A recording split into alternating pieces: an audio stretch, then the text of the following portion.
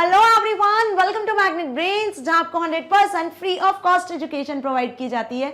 मतलब यहाँ आपको एक या दो चैप्टर पढ़ने के बाद किसी भी तरीके का कोई पेमेंट करने की नीड बिल्कुल नहीं होती है। साथ ही आप यहाँ पर CUET, IIT, JEE, NEET, SSC, bank, railway जैसे कॉम्पिटिटिव एग्जाम्स की प्रिपरेशन भी कर सकते हो बिल्कुल फ्री ऑफ कॉस्ट। सो इसी अच्छी बात से स्टार्ट करते हैं आज की इस वीडियो को। This is professor Barkha Gupta, your IP educator for class 11th and class 11th informatics practices, book code 065 का। आज इस वीडियो में गेस व्हाट हम क्या डिस्कस करने वाले हैं। आज इस वीडियो में हम चैप्टर नंबर 5 अंडरस्टैंडिंग डेटा का कंप्लीट चैप्टर रिवीजन डिस्कस करेंगे। यस स्टूडेंट्स, वन शॉट की सीरीज में, कंप्लीट चैप्टर रिवीजन की सीरीज में आज हम चैप्टर नंबर 5 को डिस्कस करेंगे। 1 to 4 चैप्टर हम कंप्लीटली रिवाइज कर चुके हैं। इन सभी चैप्टर्स के ये पूरा कोर्स हमारा कंप्लीट हो चुका है, पूरा सिलेबस कंप्लीट हो चुका है। सभी के video lectures topic wise with its practicals MCQs available है। डिस्क्रिप्शन बॉक्स में लिंक है, वहां से आप एक्सेस कर सकते हो। सो अंडरस्टैंडिंग डेटा, जैसे कि नाम से इस चैप्टर का मीनिंग आपको क्लियर हो रहा है कि डेटा के बारे में हम इस चैप्टर में समझेंगे। लाइक डेटा क्या होता है, ठीक है, किन से मिलकर डेटा एक्चुअली बनता है। सो डेटा के बारे में यदि थोड़ा सा बात करें तो एक जो वर्ड यूज होता है वो होता है रॉ फैक्ट्स एंड फिगर्स। क्या बोलते हैं हम डेटा को? Raw facts and figures. अब क्या होते हैं रॉ फैक्ट्स एंड फिगर्स, ये भी जान लें। तो रॉ फैक्ट्स एंड फिगर्स में कुछ कैरेक्टर्स होते हैं, कुछ नंबर्स होते हैं। जैसे सपोज मैंने कुछ 10 नंबर्स बताएं, ठीक है। अब जब मैं ये बताऊंगी कि ये 10 नंबर्स क्या है, ये 10 नंबर्स किसी का कॉन्टैक्ट नंबर है, या मैंने रैंडमली कुछ अल्फाबेट्स बोले, लेकिन जब मैं उसको इस तरीके से आइडेंटिफाई करूंगी और ये बताऊंगी कि ये जो अल्फाबेट से मिलकर एक वर्ड बन रहा है, एक स्ट्रिंग बन रही है, किसी का नाम बन रहा है, ठीक है। तो हमने क्या करा कि उन पर्टिकुलर नंबर्स को, उन कैरेक्टर्स को एक मीनिंगफुल फॉर्मेट में कन्वर्ट कर दिया, ठीक है। सो डेटा क्या हो गया? Raw facts and figures. अब ये डेटा जरूरी नहीं है कि नंबर्स में और कैरेक्टर्स में ही हो, क्योंकि डेटा आजकल टेक्नोलॉजी के एडवांसमेंट के साथ देखा जाए तो डिफरेंट फॉर्म में अवेलेबल है। इमेज के फॉर्म में, ऑडियो के फॉर्म में, वीडियो के फॉर्म में, टेक्सचुअल फॉर्म में, ग्राफिक्स फॉर्म में। सो डिफरेंट फॉर्म से डेटा आजकल क्या हो रहा है? प्रोसेस हो रहा है। सो अंडरस्टैंडिंग डेटा वाले चैप्टर में हमें बेसिकली क्या पढ़ना है? अंडरस्टैंडिंग डेटा वाले चैप्टर में हमें डेटा के बारे में ही समझना है। और एक बेस्ट एग्जांपल से इस चैप्टर को हम समझेंगे। क्या एग्जांपल से समझेंगे इस बेस्ट एग्जांपल से? लाइक सपोज आपको आफ्टर 12th, अभी 11th में हो, आफ्टर 12th आपको क्या करना है? आफ्टर 12th आपको बहुत अच्छा कॉलेज सिलेक्ट करना है अपने लिए, ठीक है। जो भी आपका मनपसंद यूनिवर्सिटी होगी वहां पे आपको एडमिशन लेना है, ठीक है। अब उसके लिए क्या करोगे? आप कॉलेजेस को सर्च करोगे, इंफॉर्मेशन गैदर करोगे, किस कॉलेज में क्या फैसिलिटीज हैं। आप अपनी नीड के अकॉर्डिंग टॉप 10 कॉलेज को सर्च करोगे, किस कॉलेज में हॉस्टल फैसिलिटी है, फीस आपके अफोर्डेबल है नहीं है, कैंपस आते हैं नहीं है, टीचर्स कैसे हैं, लाइब्रेरी, लैबोरेटरी जैसे फैसिलिटीज हैं या नहीं है। सो आप अपनी नीड के अकॉर्डिंग अलग अलग कॉलेज का डेटा कलेक्ट करोगे और फिर एनालाइज करोगे कि कौन से कॉलेज में आपको एडमिशन लेना है। तो आपने क्या किया? डेटा को गैदर किया, फिर एनालाइज किया, फिर उसके अकॉर्डिंग आपने एडमिशन लिया। तो ये सब एक प्रोसेस हुई, डेटा को गैदर करना, उसको स्टोर करना, एनालाइज करना और फिर एक पर्टिकुलर रिजल्ट तक पहुंचना। सो बस इस चैप्टर में हम यही डिस्कस करेंगे, यही रिवाइज करेंगे कि क्या मेथड्स होती हैं, कितने टाइप का डेटा होता है, किस तरीके से डेटा को कलेक्ट किया जाता है, ओके, और कितने टाइप का होता है, कहां कहां बेसिकली इस डेटा को यूज किया जा रहा है। सो समझ में आया? फाइन। अब यदि हम यहां पर बात करें तो डिफरेंट टाइप का डेटा होता है, जैसे कि मैंने बताया, इमेज फॉर्म में, टेक्सचुअल फॉर्म में, ग्राफिक्स फॉर्म में, या फिर अलग अलग टाइप का डेटा जो आजकल क्रिएट होता है, ठीक है, अलग अलग मशीन्स के थ्रू क्रिएट होता है। फाइन। अब इसको प्रोसेस किया जाता है और इसके अकॉर्डिंग हम रिजल्ट गेन करते हैं। लेकिन यहां पर अलग अलग फील्ड्स में अलग अलग टाइप का डेटा क्रिएट होता है। जैसे यदि हम बात करें बैंक की, तो बैंक में कस्टमर्स का डेटा क्रिएट होता है ना। कोई कंपनी की बात करते हैं तो वहां एम्प्लॉयज का डेटा कलेक्ट किया जाता है, क्रिएट किया जाता है। हॉस्पिटल की बात करें तो वहां नर्सेज, पेशेंट्स, डॉक्टर्स का डेटा क्रिएट होता है। सो अलग अलग फील्ड में अलग अलग टाइप के डेटा को कलेक्ट किया जाता है, प्रोसेस किया जाता है और उसी के अकॉर्डिंग डिसीजन लिए जाते हैं। सो बेसिकली इस चैप्टर में हमें यही सारी चीजें डिटेल में पढ़नी है। होप आपको अच्छे से समझ में आ गया होगा कि आज की इस वीडियो का क्या मोटिव है। इस चैप्टर को हम स्टार्टिंग से लेकर एंड तक अच्छे से रिवाइज करने वाले हैं, ओके। कोई भी डाउट यदि आता है तो आप कमेंट सेक्शन में लिख सकते हो। नाउ यदि एग्जाम में डेफिनेशन आती है व्हाट इज डेटा, तो क्या लिखकर आओगे? यही डेफिनेशन लिखकर आना। In general, data is collection of characters, numbers and other symbols that represent value of some situation और वेरिएबल। क्या है? Data is a collection of characters, numbers and other symbols that represent values of some situation of variables. Okay, now data is plural and singular of word called datum. ये जो data word लिया हुआ है ये कहां से लिया हुआ है? डेटम वर्ड से लिया हुआ है, ठीक है। Using computers data are stored in electronic forms because data processing becomes faster and easier as compared to manual data processing done by people। अब यहां पे देखो कंपैरिजन किया हुआ है कि पहले जब कंप्यूटर्स लैपटॉप पीसी नहीं हुआ करते थे तो पहले के जमाने में कैसे डेटा को प्रोसेस किया जाता था, मैनुअली प्रोसेस किया जाता था, राइट। जैसे आज यदि हम बात करते हैं तो आपकी टीचर जो अटेंडेंस लेती हैं वो ऑन रजिस्टर्ड लेती हैं, ठीक है। लेकिन अभी लॉकडाउन वाला जो टाइम चल रहा था, ठीक है, उस टाइम पे जब आपकी ऑनलाइन स्टडीज चल रही थी उस टाइम पे क्या देखा था आपने? आपका अटेंडेंस वगैरह सब ऑनलाइन लिया जा रहा था, ठीक है। सो कंप्यूटर लैपटॉप पीसी में हम क्या करते हैं? ऑनलाइन इलेक्ट्रॉनिक मीन्स में डेटा को क्या करते हैं? प्रोसेस करते हैं। और ये क्या होता है? इजी होता है और फास्ट होता है as compare to manual data processing. Now the information and communication technology revolution led by computer, mobile and internet has resulted in generation of large volume of data and at a very fast space। So ICT की जब हम बात करते हैं, information communication technology की बात करते हैं, जिसमें कंप्यूटर्स, लैपटॉप, पीसी और आजकल बहुत सारे स्मार्ट डिवाइसेस को इंक्लूड किया जा रहा है, राइट। तो वहां पे डेटा क्या है? बहुत फास्ट स्पीड से और बहुत बल्क में, लार्ज वॉल्यूम में डेटा को प्रोसेस किया जाता है और स्पीडली प्रोसेस होता है। ओके, सो होप आपको ये अच्छे से समझ में आया। यदि आप डेटा से रिलेटेड कुछ लिखने को आता है 2 मार्क्स में, एमसीक्यूज में डेफिनेशन वगैरह भी पूछते हैं तो आप करके आ सकते हो। अब व्हाट अबाउट इट्स एग्जाम्पल? तो एग्जाम्पल ही एग्जाम्पल है, हर जगह आप देख रहे हो डेटा का यूज होता है, ठीक है। कहीं भी किसी भी जगह पे चले जाओ, आप कहीं शॉपिंग करने जाते हो तो वहां भी क्या होता है? जो प्रोडक्ट्स आप परचेज करते हो उससे रिलेटेड डेटा एंटर किया जाता है, राइट। आप कहीं गेम खेल रहे हो, मूवी यदि कहीं आप देख रहे हो तो वहां पे आपका जो कस्टमर्स है ना, या जो भी ट्रेन में जा रहे हो तो पैसेंजर्स का डेटा, यदि रेलवे वाली जो वेबसाइट्स है वहां पे पैसेंजर्स का डेटा मैनेज किया जाता है। तो हर जगह जहां आप जाते हो वहां पे क्या देखते हो? आपके डेटा को ही मैनेज किया जाता है, डेटा को ही कलेक्ट किया जाता है, उस पर डिसीजन लिए जाते हैं। सो एग्जाम्पल्स क्या लिख कर आने वाले? The following list contain some examples of data we often come across, name, age, gender, contact details etc of a person। अब हमारा आपका जो नंबर है, कॉन्टैक्ट नंबर है, पर्सन, जो भी अपनी पर्सनल डिटेल है वो भी क्या है? एक पर्सन का डेटा हुआ, पर्सनल डेटा कहलाएगा, पर्सनल की इंफॉर्मेशन कहलाएगी। इसी तरीके से transaction data generated through banking, ticketing, shopping etcetera weather online और ऑफलाइन। अब transaction data generated through banking के थ्रू, टिकटिंग के थ्रू, शॉपिंग के थ्रू क्या होता है? डेटा ही जनरेट होता है ना, ठीक है। अब वो डेटा कैसा हो सकता है? वेदर ऑनलाइन भी हो सकता है, ऑफलाइन भी हो सकता है। Images, graphics, animation, audio, video, आप जो भी सोशल नेटवर्किंग वेबसाइट्स का यूज करते हो वहां पे आप अपनी इमेजेस को, ग्राफिक्स को, पिक्चर्स को, ऑडियो, वीडियो जो भी आप क्रिएट करते हो उन्हें शेयर करते हो, राइट। सो ये भी क्या हुआ? एक टाइप का डेटा हुआ। Now documents and web pages is also online post, comments, messages, जो चैटिंग आप करते हो, ऑनलाइन कुछ पोस्ट करते हो, किसी को कमेंट करते हो, this is also included in data. Okay, signals generated by sensors. अब जो अलग अलग टाइप के सेंसर्स हैं, ओके, उन सेंसर्स से जो सिग्नल्स जनरेट होते हैं तो डेटा सिग्नल्स के फॉर्म में भी क्रिएट किया जाता है। Fine. Satellite data including meteorological data, communication data, earth observation data etcetera.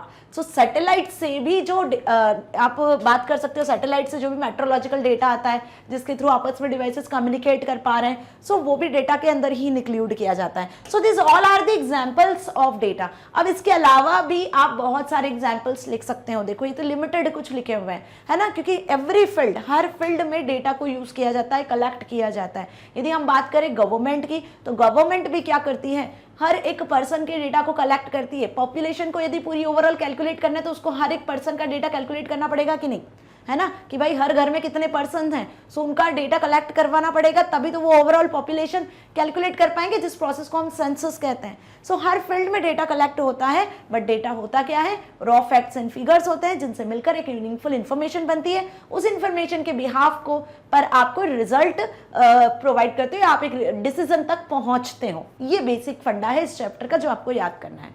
Fine.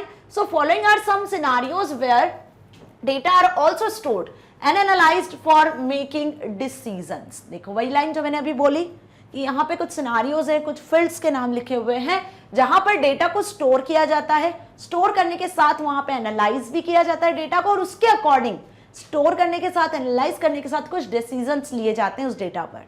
Okay, तो कौन सी फील्ड्स हो गई है वो? Banks, metrological offices, business organisations, airlines and railways, cab booking apps, certain restaurants, electronic voting machine, scientist, pharmaceutical companies, libraries, search engines. Okay, so this all are the fields जहां पे data को store करके analyse करके कोई decision लिया जाता है। कैसे होता है ये सब आपको अच्छे से पता है, क्योंकि हम रेगुलर में यूज करते हैं भाई। बैंक में सभी पैसा जमा करते हैं, निकालते हैं पैसा वहां से, कुछ लोन्स, नई नई पॉलिसीज आती हैं, वो सब देखते हैं, हम यूज करते हैं। आप नहीं करते हो, आपके पेरेंट्स तो करते हैं, राइट? समझ में आया? तो बैंक सबसे पहला एग्जाम्पल। आजकल तो क्या हो गया, बैंक में लंबी लंबी लाइन लगना बंद हो गई है। Reason is what? क्योंकि नेट बैंकिंग जैसी वेबसाइट्स अवेलेबल हैं। अब जो डेटा मैनुअली प्रिपेयर किया जाता था बैंक में, आजकल वो वेबसाइट्स के फॉर्म में, हर एक बैंक की अपनी वेबसाइट्स है, ऑनलाइन डेटा कलेक्ट किया जाता है। कलेक्ट करने के बाद कस्टमर्स को ऑनलाइन सारी फैसिलिटीज प्रोवाइड की जाती हैं। जैसे कि हम एसबीआई की बात करें तो यूनो बैंकिंग ऐप आप सभी ने सुना होगा नाम। हर एक बैंक का अपना नेट बैंकिंग ऐप होता है, जिसकी मदद से आप कहीं भी जो भी आपका बैंक हो, या हम बोले कोई वर्ल्ड में नेशन वाइड कहीं पे भी आप हो, ट्रांजैक्शन कर सकते हो, इजीली मनी विड्रॉल कर सकते हो, मनी डिपॉजिट कर सकते हो, किसी पर्सन को मनी ट्रांसफर कर सकते हो, ठीक है? इनफैक्ट आपको जो भी ट्रांजैक्शन करने, एनईएफटी, आरटीजीएस वगैरह सब आप ऑनलाइन रहकर कर सकते हो, ऑनलाइन अपनी पासबुक देख सकते हो, राइट? तो सारी फैसिलिटीज आजकल हमें बैंक प्रोवाइड करता है। तो बैंक किसका डेटा मेंटेन करता है? बैंक बात करें हम तो कस्टमर्स का डेटा मेंटेन करता है, क्या पॉलिसीज रेगुलर में निकल रही हैं, है ना? ओवरऑल इन सारी चीज़ों से रिलेटेड डेटा उसके पास में होता है, बैंक के पास में। सारी चीज़ें ऑनलाइन वो मैनेज करते हैं।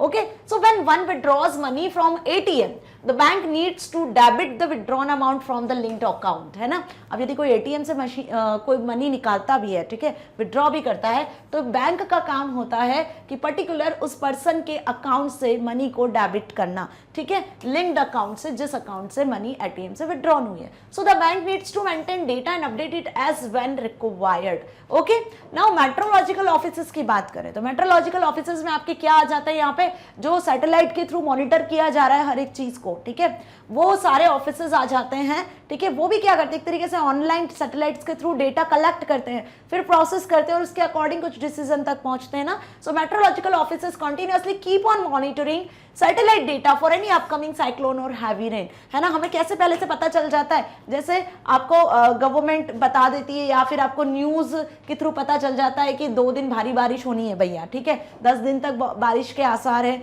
10 दिन बाद मौसम खुलेगा, है ना? अर्थक्वेक आने वाला है, साइक्लोन आने वाला है, पहले से ही सारी चीजें खाली करवा ली जाती हैं, ठीक है? जिस लोकेलिटी में आने वाला है पहले से हमें पता चल जाता है, तो हम वहां पे प्रिकॉशन ले लेते हैं प्रॉपर। सो ये सारी चीजें कैसे पता चल रही है, ये हम वेदर से रिलेटेड डेटा को कलेक्ट कर रहे हैं, ठीक है? हमें पहले से ये सारी चीजें पता चल जाती है, क्योंकि हम यहाँ पर किसका यूज कर रहे हैं, यहाँ पर हम टेक्नोलॉजी का यूज कर रहे हैं, जिसकी मदद से आप ऑनलाइन डेटा को कलेक्ट कर पा रहे हो, ओके, दूर दूर तक डेटा को एक्सेस कर पा रहे हो और उस पर कुछ डिसीजन ले पा रहे हो। Fine, so meteorological offices continuously keep on monitoring satellite data, satellite के डेटा को कंटिन्यूअसली, जो यहाँ पे मेट्रोलॉजिकल ऑफिसेस में पर्सन्स होते हैं, कंटिन्यूअसली देखते हैं, रहते हैं, ताकि वेदर से रिलेटेड जो भी अपडेट है वो जनरल पब्लिक तक, पर्सन तक पहुंचाई जा सके। Okay, now next is business organisation. अब बिजनेस ऑर्गेनाइजेशन, तो बिजनेस की क्या बात करें, बिजनेस सभी को अच्छे से पता है कि बिजनेस में किस तरीके से, खतरनाक तरीके से यूज हो रहा है, क्योंकि ऑनलाइन शॉपिंग हर कोई करना आजकल पसंद करता है। कोई बाहर जाकर मार्केट में भटकना, एक एक दुकान को विजिट करना बिल्कुल पसंद नहीं करते हो। आप सभी चाहते हो कि घर बैठे अपने अकॉर्डिंग 24/7 आज आप अपने अकॉर्डिंग शॉपिंग कर सकते हो, है ना? नए नए डिस्काउंट्स, ऑफर्स को देख सकते हो, ठीक है?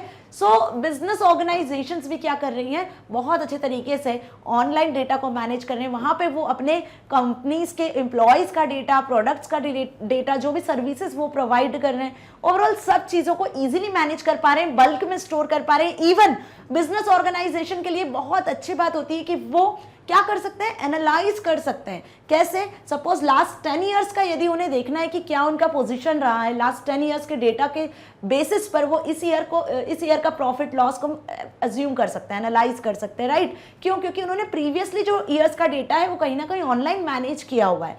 सो मेरी बात समझ में आ गई ना? In a competitive business environment it is important for business organisations to continuously monitor and analyze market behavior, right, with respect to their products and take actions accordingly, ताकि मार्केट बिहेवियर देखकर वो अकॉर्डिंगली, जो भी market में चल रहा है उसके अकॉर्डिंग क्या कर सके, एक्शंस ले सके, जो उन्हें वेरिएशन करने, जो चेंजेस करने उनके प्रोडक्ट सर्विसेज में, प्राइस रेट में, वो कर सके।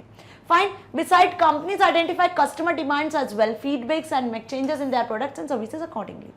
नाउ एयरलाइंस एंड रेलवेज, अब एयरलाइंस और रेलवेज की बात करते हैं। तो यहाँ पे आप देखते हो ना, आप ऑनलाइन एयरलाइंस रेलवेज की वेबसाइट्स का यूज करते हो, टिकट्स बुक करते हो, जहाँ भी आपको घूमने जाना है, जहाँ आपको ट्रैवल करना है, आप इजी वे में ट्रैवल कर सकते हो, पहले से रिजर्वेशन करवा सकते हो, आपके पास प्रॉपर मैसेज आता है, आपको पता चल जाता है, आपको नहीं जाना है स्टेशन पर, आप क्या कर सकते हो, अपने फोन के थ्रू ही सारा काम कर सकते हो घर बैठे। ओके, सो ये क्या है, एक तरीके से यहाँ पर आप क्या कर रहे हो, ऑनलाइन जो फैसिलिटीज आपको मिल रही है उसका यूज कर रहे हो, है ना। आप घर बैठे अपने मोबाइल फोन में डिफरेंट डिफरेंट ट्रेन्स को सर्च कर सकते हो, ठीक है, डिफरेंट डिफरेंट फ्लाइट्स के बारे में सर्च कर सकते हो, इस रूट से इस रूट तक कितनी ट्रेन है, कितनी फ्लाइट्स अवेलेबल है। ये डेटा आप कहाँ से कलेक्ट कर रहे हो, आप ऑनलाइन रहकर ही कलेक्ट कर पा रहे हो ना, ठीक है। सो ऑनलाइन जो चीज़ें अवेलेबल होती हैं वहाँ से इजीली कलेक्ट कर पाना डेटा बहुत ईजी होता है, ठीक है। आप फास्ट कैलकुलेट कर सकते हो सारी चीज़ों को, ईजी डिसीजन ले सकते हो, राइट, बजाय इसके कि आप ऑफलाइन मोड में वर्क करो। So the dynamic pricing concept used by airlines and railways, another example where they decide the price based on relationship between the demand and the supply. Okay, अब आपने देखा आए दिन टिकट्स में जो rate होते हैं, प्राइस होता है, वो डिफर करते हैं, ठीक है। पहले कुछ और प्राइस था, धीरे धीरे आजकल ट्रेन्स के, एयरलाइंस की जो टिकट्स के जो प्राइसेस है वो भी इंक्रीज होते जा रहे हैं, तो जैसा डिमांड है उसके अकॉर्डिंग सप्लाई होती है। फाइन, नाउ आगे बढ़ते हैं हम कैब बुकिंग एप्स। अब ओला, उबर सभी ने सुना है ना, फाइन। क्या होता है ओला उबर के थ्रू आप क्या कर सकते हो, कैब बुक कर सकते हो, आपको जहां भी ट्रैवल करना है, यदि आपके पास खुद का कन्वेंस नहीं है तो ये सबसे बेस्ट ऑप्शन होता है कि हम क्या करें, ऑनलाइन कैब बुक कर लें जहां भी आपको जाना है और इजी वे में आपको वो वहां तक पहुंचाता है। आपको ना लोकेशन बतानी है, आपको कुछ भी नहीं करना, आप ऑनलाइन पेमेंट भी इवन कर सकते हो, right. So the cab booking apps increase और decrease the price based on demand for cabs at a particular time. तो एक पर्टिकुलर टाइम पर कैब्स भी क्या करती हैं, अपने अकॉर्डिंग अमाउंट को, जो प्राइस है उसको इंक्रीज और डिक्रीज कर लेती हैं। तो यहाँ भी जैसा डेटा उनको मिलता है, ठीक है भाई, जिस तरीके का ट्रैवल आपको करना है, आपको कम लोकेशन ट्रैवल करना है, आपको ज्यादा लोकेशन ट्रैवल करना है, उसी के अकॉर्डिंग जो प्राइस होता है वो इंक्रीज और डिक्रीज होता है ना। नाउ बात करें हम यहाँ पर अब सर्टेन रेस्टोरेंट्स की, तो सर्टेन रेस्टोरेंट्स में भी क्या किया जाता है, यहाँ पर भी जो आपके डिस्काउंट होते हैं प्राइस पर, आप यदि हम यहाँ पे बात करें डोमिनोज की, तो डोमिनोज से पिज्जा वगैरह, बर्गर वगैरह सभी खाते हो, जंक फूड अच्छा नहीं होता है बट फिर भी कभी कभी तो हम खाते हैं ना, राइट। तो जब आप डोमिनोज, पिज्जा, जोमेटो से कुछ चीज ऑर्डर करते हो तो वहां पे क्या देखते हो, सबसे पहले ऑफर, डिस्काउंट, राइट। सो ये सब चीजें आप कैसे कलेक्ट कर पा रही हो, ये जो डेटा है फर्दर हर दिन आए दिन कुछ ऑफर रहता है, कुछ नए नए डिस्काउंटेड रहते हैं, तो उसके अकॉर्डिंग हम क्या करते हैं, न्यू न्यू थिंग्स को ऑर्डर करते हैं जो बहुत टेस्टी होती है, यमी होती है, खाने में भी अच्छी लगती है, राइट। सो यहाँ पे सर्टेन रेस्टोरेंट्स भी क्या कर रहे हैं, दे offer discounted price. Okay, they decide when and how much discount to offer by analyzing sales data at different time periods. कि different time periods पर जो उनका सेलिंग है उसको कैसे एनालाइज कर सके, उसको किस तरीके से ग्रो कर सके, ठीक है, ताकि ज्यादा से ज्यादा सेल हो और वो ज्यादा से ज्यादा प्रॉफिट को गेन कर पाए। फाइन, तो ये चीज समझ में आ गई ना अच्छे से कि रेस्टोरेंट्स में भी क्या हो रहा है आजकल, इसी तरीके से डेटा को कैलकुलेट किया जाता है, प्रीवियस डेटा के बेसिस पर वो नेक्स्ट न्यू डेटा के अकॉर्डिंग क्या करते हैं, डिसीजन लेते हैं। Fine, electronic voting machines. अब इलेक्ट्रॉनिक वोटिंग मशीन्स की बात करते हैं। पहले जो वोट होते थे बिल्कुल बकायदा आपको स्लिप दी जाती थी, स्लिप को देखकर आपको फोल्ड करके डालना होता था, लेकिन आजकल जो वोटिंग सिस्टम है वो कैसे हो गए, इलेक्ट्रॉनिक हो गए, तो कहीं ना कहीं टाइम सेव हो रहा है, और इलेक्ट्रॉनिक मीन्स में हो गए तो सारी चीजें इजी है, फास्ट है, गलती होने की कोई चांसेस नहीं है, एरर फ्री होते हैं, right. So the electronic voting machines are used for recording the votes cast, ये तो हमें पता है। Subsequently, the voting data from all the machines are accumulated to declare election results in a short time as compared to manual counting of ballot papers. अब ये चीज भी clear है अच्छे से ना आप सभी को कि पहले जो इलेक्ट्रॉनिक वोटिंग मशीन से सबसे पहली बात तो वो वोट्स को कास्ट करने के लिए यूज होती हैं। The voting data from all the machines are accumulated, सारी मशीन से जितना भी वोटिंग होती है, जो भी उनको कलेक्ट किया जाता है, एक्यूमुलेट किया जाता है और उनको कैलकुलेट कर ही, मतलब सभी मशीन से जितना भी डेटा कलेक्ट किया गया है उसको एनालाइज किया जाएगा, फिर उसके अकॉर्डिंग रिजल्ट को डिक्लेयर किया जाता है in a short time as compare to manual counting. यदि मैनुअल काउंटिंग की बात करें तो वहां पे ज्यादा टाइम लगता था, है ना, ज्यादा टाइम इन द सेंस कि वहां पे टाइम ज्यादा लगता था और मैनुअली प्रोसेस भी डिले होती थी, धीरे धीरे सारी प्रोसेस होती थी। लेकिन यहाँ पे जब से इलेक्ट्रॉनिक वोटिंग मशीन्स आ गई तो क्या हो गया है, कम टाइम में फास्ट प्रोसेस होती है, जल्दी से सारी मशीन से क्या होता है, सारा डेटा कैलकुलेट हो जाता है। आजकल तो ऑनलाइन की मदद से ऑनलाइन सारा चीजें आपको अवेलेबल हो जाती है, तो वहीं हम डिसीजन इजीली ले सकते हैं। नाउ साइंटिस्ट भी क्या कर रहे हैं, सबसे ज्यादा रिसर्च वर्क कौन करता है? साइंटिस्ट ही करते हैं, ठीक है, अलग अलग चीज़ों को फाइंड करने के लिए, प्रीवियस टॉपिक्स पे प्रीवियस डेटा को एनालाइज कर करके न्यू थिंग कैसे इन्वेंट करते हैं, तो वो साइंटिस्ट ही करते हैं ना, इन्हें ही सबसे ज़्यादा डेटा को एनालाइज करने की ज़रूरत होती है।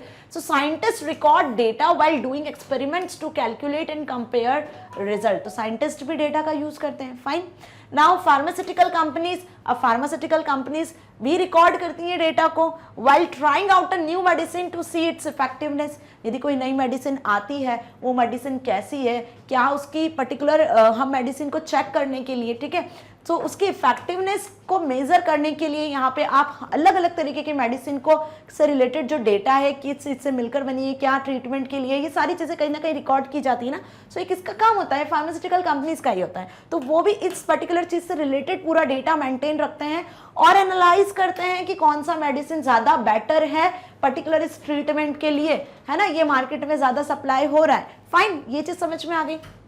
नाउ लाइब्रेरीज, अब हर एक स्टूडेंट के स्कूल में भी लाइब्रेरीज होती हैं, कॉलेज में भी लाइब्रेरीज होती है। लाइब्रेरीज में क्या होती है? बल्क में बुक्स होती हैं। अब बुक्स को मैनुअली रिकॉर्ड करना, कौन सा स्टूडेंट लेकर गया है, कब इशू डेट क्या है, कब रिटर्न करेगा, ये सब पहले मैनुअली हुआ करता था, जो कि टिपिकल था, मिस्टेक्स भी होती थी, है ना, तो मैनुअली आप डेटा को रिकॉर्ड करते थे बुक से रिलेटेड। लेकिन अब क्योंकि ऑनलाइन मोड में हम आ गए, ऑनलाइन मोड में जब काम किया जाता है तो यहाँ पे एरर फ्री वर्क होता है, फास्ट होता है, बिना कोई मिस्टेक के होता है, और आप बल्क में लाइब्रेरी में जितनी भी बुक्स है उनको उनका डेटा मेंटेन कर सकते हो ना। So libraries maintain data about books in the library and the membership of the library. Now search engine, search engine में क्या होता है? आप सर्च इंजन से सभी अवेयर हैं कि नहीं? गूगल एक सर्च इंजन है जहाँ पे आप इजीली नेट सर्फिंग कर सकते हो, ऐसे बहुत सारे सर्च इंजन्स हैं। तो सर्च इंजन्स पे भी हर यूजर जो क्वेरी करता है, हर यूजर जो सर्च करता है, वो भी एक डेटा के फॉर्मेट में ही एंटर होता है, एक बड़े से डेटाबेस में मेंटेन किया जाता है। तो सर्च इंजन के पास में एक डेटाबेस होता है जहाँ पे हर यूजर की सर्च क्वेरी को एज ए डेटा एंटर किया जाता है। फाइन, आप सभी ने देखा होगा ना, आप कुछ भी सर्च करते हो, सपोज गूगल पे आपने कुछ सर्च किया, फाइन, आप कंप्यूटर के बारे में सर्च करने वाले तो आपने COM लिखा, लेकिन उसने अगेन कंप्यूटर लिख कर दे दिया, ठीक है, आपकी जो रिलेटेड सर्चेज होती है वो पहले ही नीचे आ जाती है, क्यों? क्योंकि कहीं ना कहीं वो डेटाबेस में पहले से होती हैं। ओके, अब एक यूजर तो है नहीं जो सर्च कर रहा है, multiple millions billions of users हैं जो इंटरनेट का यूज कर रहे हैं, बिलियंस ऑफ वेबसाइट्स है जिनको वो सर्च करते हैं, एक्सेस करते हैं, है ना। सो यहाँ पे सर्च इंजन भी क्या कर रहे हैं? The search engine gives us result after analysing large volume of data available on websites across world wide web. तो यहाँ पे सर्च इंजन भी जो आपकी क्वेरी रहती है जिसे आप सर्च करते हो उसको मल्टीपल डेटाबेसेस में सर्च करते हैं और वहां से सर्च करके फिर आपको शो करते हैं। फाइन, सो सर्च इंजन का काम क्या है? जो आपकी क्वेरी है उसके अकॉर्डिंग डेटा को सर्च करना, और जो मैच करता है 100% जो आपकी क्वेरी से डेटाबेस में वैल्यू मैच करती है वही आपको शो होता है, और ये बिल्कुल नैनो सेकेंड्स में काम होता है। ओके, नाउ वेदर, अब वेदर से रिलेटेड इंफॉर्मेशन भी आपको मिल जाती है आसानी से। So weather alerts are generated by analysing data received from various satellites. अलग अलग सैटेलाइट से जो डेटा आ रहा है उसे कलेक्ट किया जाता है, उसे एनालाइज किया जाता है और उसके अकॉर्डिंग फिर रिजल्ट लिया जाता है। उसके अकॉर्डिंग फिर अलग अलग जो एरियाज है वहां पे अलर्ट्स बताए जाते हैं कि यहाँ पे रेड अलर्ट लगाएं या ऑरेंज अलर्ट लगाएं, यहाँ भारी बारिश होने वाली है, राइट दिस।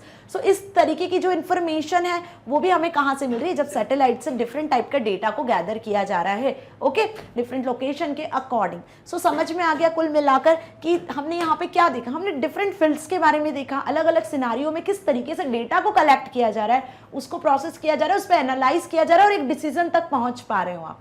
फाइन, सो क्या देखा हमने अभी तक? As data come from different sources, different sources से डेटा आता है, they can be in different format, अलग अलग सोर्सेज से अलग अलग तरीके के डेटा को प्रोसेस किया जाता है। जैसे कि an image is a collection of pixels. अब इमेज की बात करते हैं तो जो भी आपको स्क्रीन पे इमेज दिखती है वो इमेज किससे मिलकर बनी होती है? स्मॉल टाइनी डॉट से मिलकर बनी होती है ना। उन्हीं स्मॉल टाइनी डॉट्स को क्या कहते हैं? हम पिक्सेल्स कहते हैं। जितनी ज्यादा पिक्सेल्स होती है, जितनी पास पास पिक्सेल्स होती हैं, जितनी क्लोज पिक्सेल्स होती है, उतनी ज्यादा अच्छी क्वालिटी में इमेज आपको शो होती है। तो इमेज टाइप का डेटा भी होता है। Now video is a made up of frames. A fee slip is made up of few numeric and non-numeric entries, and messages chats are made up of text icons, emojis and message images और videos. So यहाँ देखो different type के data को बारे में हमने देखा कि अलग अलग सोर्सेज से आप अलग अलग टाइप के डेटा को प्रोसेस करते हो और एक डिसीजन तक पहुंचते हो. सो होप यहाँ तक समझ में आया. अब हम डिस्कस करें टाइप्स ऑफ डेटा. ओके अब कितने टाइप का डेटा होता है वो डिस्कस करेंगे हम. So 2 broad categories in which data can be classified on the basis of their format. Data किस फॉर्मेट में प्रोसेस हो रहा है, कैसे आप कलेक्ट कर रहे हो. तो 2 टाइप का डेटा होता है ना, structured data and unstructured data. अब नाम से जैसे समझ में आ रहा है, स्ट्रक्चर्ड डेटा जो वेल ऑर्गेनाइज्ड फॉर्म में डेटा होता है वो स्ट्रक्चर्ड डेटा होता है, और जो प्रॉपर ऑर्गेनाइज्ड वे में नहीं होता है वो अनस्ट्रक्चर्ड होता है. क्लियर. जैसे कि आपको यहाँ पे इमेज में भी शो हो रहा है, यहाँ पे जो भी डेटा है पर्टिकुलर, इसे हम एज अ डेटा अज्यूम कर लेते हैं, एक प्रॉपर अरेंज्ड वे में आपको शो हो रहा है. जितने भी ब्लॉक्स हैं आपको एक कलर में, एक प्रॉपर वे में, इक्वल शेप साइजेस में अरेंज दिख रहे हैं. यहाँ पे आ जाओ, ये जो आपको डेटा दिख रहा है ये अलग अलग कलर्स में दिख रहा है. सो यहाँ पे हम इसको क्लियरली समझ सकते हैं कि एग्जाम्पल से कि जो डेटा बेसिस होते हैं वहां पे टैब्यूलर फॉर्मेट में जब आप डेटा को मेंटेन करते हो तो वो स्ट्रक्चर्ड वे में मेंटेन होता है, लेकिन वहीं हम कुछ text, images, graphics, audio, video सबको जब मर्ज कर देते हैं तो वो कहलाता है आपका अनस्ट्रक्चर्ड डेटा. सो क्लियर हो गया ना स्ट्रक्चर्ड डेटा, अनस्ट्रक्चर्ड डेटा क्या होता है. पढ़ लेते हैं इन्हें. स्ट्रक्चर्ड डेटा से रिलेटेड यदि कोई क्वेश्चन आता है, ये 100% आता है एग्जाम में, इस चैप्टर से बनेगा ये क्वेश्चन कि difference between structured data, unstructured data, define types of data, what are the name of different types of data. ऐसा क्वेश्चन 100% एग्जाम में बनता है. सो अच्छे से समझ लेना, अच्छे से रिवाइज कर लेना इस टॉपिक को. स्ट्रक्चर्ड डेटा क्या हुआ, data which is an organised and can be recorded in a well defined format. Well defined format, organised, जब ये वर्ड यूज हो रहे हैं तो वो स्ट्रक्चर्ड डेटा की कैटेगरी में आते हैं, इज कॉल्ड स्ट्रक्चर्ड डेटा. जब डेटा एक वेल डिफाइंड फॉर्मेट में गैदर किया जाता है, उसको वेल डिफाइंड तरीके से ऑर्गेनाइज किया जाता है, तो उस तरीके के डेटा को स्ट्रक्चर्ड डेटा कहते हैं. For example they usually stored in computer in tabular format. So well defined format क्या हो गया आपका, यहाँ पे वो फॉर्मेट हो गया आपका टेबल्स का फॉर्मेट. जैसे आपको अपने क्लास के स्टूडेंट की पूरी एक टेबल बनानी है, पूरे सारे स्टूडेंट जो है उनका क्या नाम है, क्या फादर्स नेम है, मदर्स नेम, उनकी पूरी पर्सनल डिटेल को रिकॉर्ड करना है. तो कैसे रिकॉर्ड करोगे आप, टेबल बनाओगे, serial number, roll number, name, फिर further contact number, father's name, mother's name, fees, further सारी डिटेल, एड्रेस वगैरह, राइट. सो इस तरीके से जब हर एक स्टूडेंट का आप डेटा मेंटेन करोगे तो ये एक वेल डिफाइंड और एक स्ट्रक्चर्ड फॉर्मेट होगा. किसी का भी डेटा यहाँ से यदि आपको निकालना है, सपोज मैंने बोला कि जिस स्टूडेंट का रोल नंबर 100 है उसकी डिटेल शो करो, तो अब आप टेबल से जब इस तरीके से अरेंज होगा तो 100 वाला रोल नंबर देखकर आप आसानी से उसका पूरा डेटा बता सकते हो. मैंने ये बोला आपकी क्लास में कितने स्टूडेंट है, तो इस टेबल से आप देखकर इजीली बता सकते हो कि टोटल नंबर ऑफ कितने स्टूडेंट है ना. कितने स्टूडेंट ए नाम से है तो आप वो भी यहाँ पे इजीली बता सकते हो. सो देखो जब टैब्यूलर फॉर्मेट में है ना, टैब्यूलर फॉर्मेट में एक स्ट्रक्चर्ड फॉर्मेट में डेटा होता है तो वहां से डेटा को फेच करने में ना तो प्रॉब्लम जाती है, ना आप कुछ डेटा जब वहां से एक्सेस करना चाहते हो उसमें भी कोई प्रॉब्लम नहीं जाती है ना. कुल मिलाकर यहां से डेटा को एनालाइज करने में भी बिल्कुल प्रॉब्लम नहीं होती क्योंकि एक वेल स्ट्रक्चर्ड वे में होता है. सो टैब्यूलर डेटा किस में डिवाइड होता है आपका, रो एंड कॉलम में डिवाइड होता है. किस में डिवाइड होता है, रो एंड कॉलम में. रो को क्या बोलते हैं यहाँ पर, हम रो को हम बोलते हैं टपल. क्या कहते हैं, टपल. और कॉलम को क्या कहते हैं, कॉलम को हम यहाँ पर एट्रीब्यूट्स के नाम से भी जानते हैं. अब डीबीएमएस वाला चैप्टर सभी ने पढ़ा है ना. डीबीएमएस में डेटाबेस मैनेजमेंट सिस्टम में क्या क्रिएट करते हैं, हम टेबल्स ही क्रिएट करते हैं ना, इसी तरीके का टैबुलर डेटा ही क्रिएट करते हैं. सो वहां पे मैंने इन्हें डिटेल में समझाया है. तो डीबीएमएस जो सॉफ्टवेयर है is an example of unstructured data. ठीक है, जो डीबीएमएस है वो किसका एग्जांपल है, स्ट्रक्चर्ड डेटा का ही एग्जांपल है. वो सॉफ्टवेयर के अंदर आप स्ट्रक्चर्ड डेटा को ही क्रिएट करते हो. So this is usually stored in computer in tabular format, rows and columns format, which where each column represents different data for a particular parameter called attribute, characteristic, variable, and each row represent data of an observation of different attribute. तो column जो होता है उस column में जो नाम लिखा होता है, जो कॉलम की हेडिंग होती है उससे रिलेटेड ही आप डेटा पर्टिकुलरली उसमें मैनेज करते हो, लिखते हो. ठीक है. सो एट्रीब्यूट क्या हो गया, कैरेक्टरिस्टिक्स की तरह यूज किया जाता है, प्रॉपर्टी की तरह यूज किया जाता है. जो हेडिंग होती है वो टेबल की जिसमें आप पर्टिकुलरली डेटा को एंटर करते हो. फाइन. सो अच्छे से समझ में आ गया स्ट्रक्चर्ड डेटा. एग्जाम्पल देख लो, जो अभी बताया वही है. Following table shows the structured data related to an inventory of kitchen items maintained by a shop. अब एक शॉपकीपर है, ठीक है, ग्रोसरीज की शॉप है. सो जो भी किचन के आइटम है उसकी इन्वेंट्री कैसे मैनेज करता है वो. So structured data about kitchen item in a shop like this.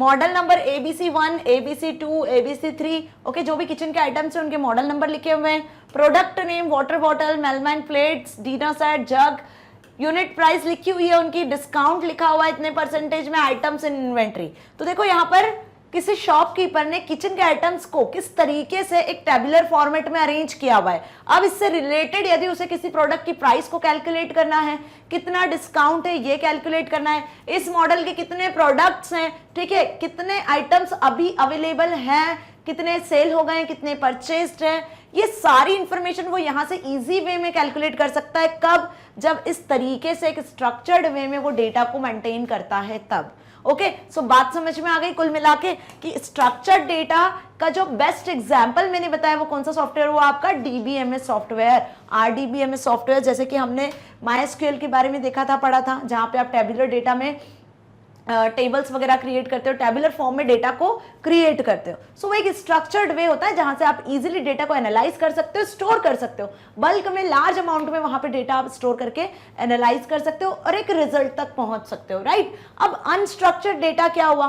Data which is no particularly format nor any fixed structure, जो किसी फॉर्मेट में नहीं होता है और ना ही उसका कोई फिक्स्ड स्ट्रक्चर होता है, वो कहलाता है आपका अनस्ट्रक्चर्ड डेटा। मतलब कि ना किसी फॉर्मेट में है, ना ही आपको कोई स्ट्रक्चर में दिख रहा है। तो यहाँ पे एग्जाम्पल किसका ले लें हम? यहाँ पे एग्जाम्पल हम ले लेते हैं इमेजेस। किसी पर्टिकुलर एक शेप साइज की होती है क्या? नहीं, अलग अलग टाइप की इमेजेस होती हैं, है ना। तो वो भी किसका एग्जाम्पल हो गया? एक अनस्ट्रक्चर्ड डेटा का। सपोज आप कुछ पोस्ट करते हो, कभी इमेज पोस्ट करते हो, कभी टेक्सचुअल डेटा पोस्ट करते हो, कभी आप ऑडियो वीडियो, है ना। तो हम डिफरेंट डिफरेंट टाइप के डेटा को देखते हैं, ठीक है। आप पोस्ट करते हैं इस तरीके के डेटा को, तो वो क्या होता है? अनस्ट्रक्चर्ड होता है। इसका सबसे बेस्ट एग्जाम्पल न्यूज़पेपर। न्यूज़पेपर आप जब भी पढ़ते हो तो आपको हमेशा एक जैसा न्यूज़पेपर दिखता है कि उसमें जो न्यूज़ होती है, जो आर्टिकल्स लिखे होते हैं, कभी स्मॉल इन साइज होते हैं, कभी 3 इमेजेस आती है, कभी बहुत सारे, हर एक पेज पे आपको इमेजेस दिखती हैं, ठीक है। तो न्यूज़पेपर में जो फिक्स्ड जो इन्फॉर्मेशन होती है वो कभी भी फिक्स्ड नहीं होती है, ठीक है। इमेजेस या एडवर्टीजमेंट कितने आना है, हाँ ये जरूर फिक्स्ड होता है कि इस पेज पर ये इन्फॉर्मेशन मिलेगी, लेकिन वो आर्टिकल कितना बड़ा साइज का होगा, क्या होगा, वो सारी चीजें फिक्स्ड नहीं होती है ना। So a newspaper contain various types of news. Newspaper में डिफरेंट टाइप की न्यूज होती है, आइटम्स होते हैं which are also called data, but there is no fixed pattern that a newspaper follows in placing news articles। जैसे table में tabular structure fixed था कि रो और कॉलम में ही डेटा एंटर होगा, बट यहाँ न्यूज़पेपर में ऐसा कोई भी फिक्स्ड पैटर्न नहीं होता है। One day there might be there 3 images on different sizes on a page along with 5 news items and 1 more advertisement। So while on another day there might be 1 big image and 3 textual news items। ऐसा होता है generally, देखा है ना हमने। कभी कभी तो एक सिंगल पेज पर जहां पे बहुत सारी न्यूज थी, एक आधी इमेज थी, पूरे होल पेज पे एक बड़ी सी एडवर्टीजमेंट की इमेज मिल जाती है, राइट। तो जब इस तरीके का पैटर्न होता है जहां पे कुछ भी स्ट्रक्चर्ड नहीं होता है, कुछ फिक्स्ड नहीं होता है, कोई पैटर्न रेगुलरली फॉलो नहीं किया जाता है, उस तरीके के डेटा को हम कहते हैं क्या? Unstructured. So there is no particular format nor any fixed structure in the printing news for printing news। okay, so another example यदि हम इसका ले, so another example is the content of an email। अब देखो email भी आपका unstructured में ही आता है। कैसे? there is no fixed structure। why? about how many lines or a paragraphs one has to write in an email or how many files are to be attached with an email। अब जब आप email share कर रहे हो या आप किसी के साथ में ईमेल सेंड करते हो, ठीक है, तो अब ईमेल जब आप क्रिएट करते हो फिक्स्ड नहीं होता है ना। हो सकता है किसी पर्सन को जब आप ईमेल सेंड कर रहे हो तो आपको टेक्सचुअल डेटा ही सेंड करना है, या किसी पर्सन को जब आप ईमेल सेंड कर रहे हो तो आप उसके साथ में कोई अटैचमेंट फाइल सेंड कर रहे हो। अब वो फाइल भी किसी भी टाइप की हो सकती है, ऐसा भी जरूरी नहीं कि वो फाइल आपकी जो इमेज ही हो, हमेशा आप ऑडियो वीडियो फाइल भी शेयर कर सकते हो, राइट। सो ईमेल किसका एग्जांपल हो गया? अभी अच्छे से समझ में आ गया ना अनस्ट्रक्चर्ड क्यों हुआ। So data which are not in the traditional row and column structure is called unstructured data. तो दोनों में डिफरेंस अच्छे से आया। देखो डिफरेंस एग्जाम में जरूर आता है, ओके, इसलिए बहुत अच्छे से याद कर लेना। So unstructured data are sometimes described with the help of the some other data called meta data. ये लाइन भी याद कर लो कि अनस्ट्रक्चर्ड डेटा को हम कभी कभी डिफाइन करते हैं मेटा डेटा के नाम से भी। अब मेटा डेटा क्या होता है? Data about data. बहुत कंफ्यूजिंग हो गया क्या? बहुत आसान शब्दों में समझा रही हूँ। किसी डेटा के बारे में फर्दर कोई डेटा मिलता है जब आपको, तो हम उसे मेटा डेटा कहते हैं। जैसे सपोज मैंने यहाँ पर एक इमेज ड्रॉ करी, ठीक है, ये एक फ्लावर की इमेज मैंने यहाँ पर ड्रॉ करी, है ना, फ्लावर दिख रहा है ना, ओके, ठीक है। अब ये मैंने एक फ्लावर बनाया है यहाँ पर। अब ये जो फ्लावर का एक इमेज है, सपोज कंप्यूटर में मैंने पेंटिंग सॉफ्टवेयर के थ्रू कोई अच्छी सी एक इमेज क्रिएट करी, तो हर एक इमेज की अपनी कुछ इंफॉर्मेशन होती है। क्या इंफॉर्मेशन हो गई? इमेज का कितना साइज है, किस टाइप का इमेज है, तो इमेज का साइज, उसका टाइप, इस पर्टिकुलर इमेज का क्या हो गया? डेटा हो गया ना। तो इसी को क्या कहेंगे हम? Meta data. मेटा डेटा क्या होता है? Data about data. मैं किस तरीके का डेटा क्रिएट कर रही हूँ? इमेज टाइप का, बट वो इमेज का क्या नाम है, क्या साइज है, क्या टाइप है ना? जेपीईजी इमेज है, पीएनजी इमेज है, बिटमैप इमेज है, केबी में है, एमबी में है, ये सब क्या हो गया? उस पर्टिकुलर इमेज का भी डेटा हो गया, तो उसे हम कहते हैं meta data. So unstructured data are sometimes described with the help of some other data called meta data. Meta data is basically data about data. देखो ये वर्ड याद रखना, डेटा अबाउट डेटा मतलब मेटा डेटा। ओके, ये आता है MCQs fill-ups में, आपसे पूछा जाता है। For example, we describe different parts of an emails as subject, recipients, main body, attachment etcetera. अब ईमेल की बात करते हैं जो कि एक अनस्ट्रक्चर्ड डेटा की कैटेगरी में आप रखते हो, तो ईमेल में भी आप सब्जेक्ट लिखते हो, अटैचमेंट सेंड करते हो, ठीक है, साथ ही आप रेसिपिएंट का ईमेल आईडी लिखते हो, फिर ईमेल में भी आप बहुत सारा कुछ लिखते हो, ग्रीटिंग्स देते हो एंड ऑल, सारी चीजें, पूरा मैसेज लिखा, फिर लास्ट में थैंक्स, रिगार्ड्स एंड ऑल, है ना। सो ये सब क्या हुआ? ईमेल के अंदर आप जितनी भी चीजें ऐड कर रहे हैं वो सब उसका मेटा डेटा कहलाता है। So there are the meta data for the email data. Likewise we can have some meta data for an image file. देखो आगे बात वही, एज इमेज साइज और KB in MB, image type for example JPG, PNG image, image resolution, हाँ ये भी एक point होता है, कितने पिक्सल्स का इमेज है। हम कभी कभी बोलते हैं ना 720x1080, इस तरीके से इमेज का साइज मैनेज किया जाता है, राइट। सो ये क्या कहलाता है? सभी मेटा डेटा। अब आ गए हम मेन मुद्दे की बात पर, टाइप्स ऑफ डेटा का डिफरेंस। तो डिफरेंस लिखकर आ जाना, आएगा ये क्वेश्चन, मान के चलो मेरी बात। स्ट्रक्चर्ड अनस्ट्रक्चर्ड डेटा के बारे में डिफाइन करना।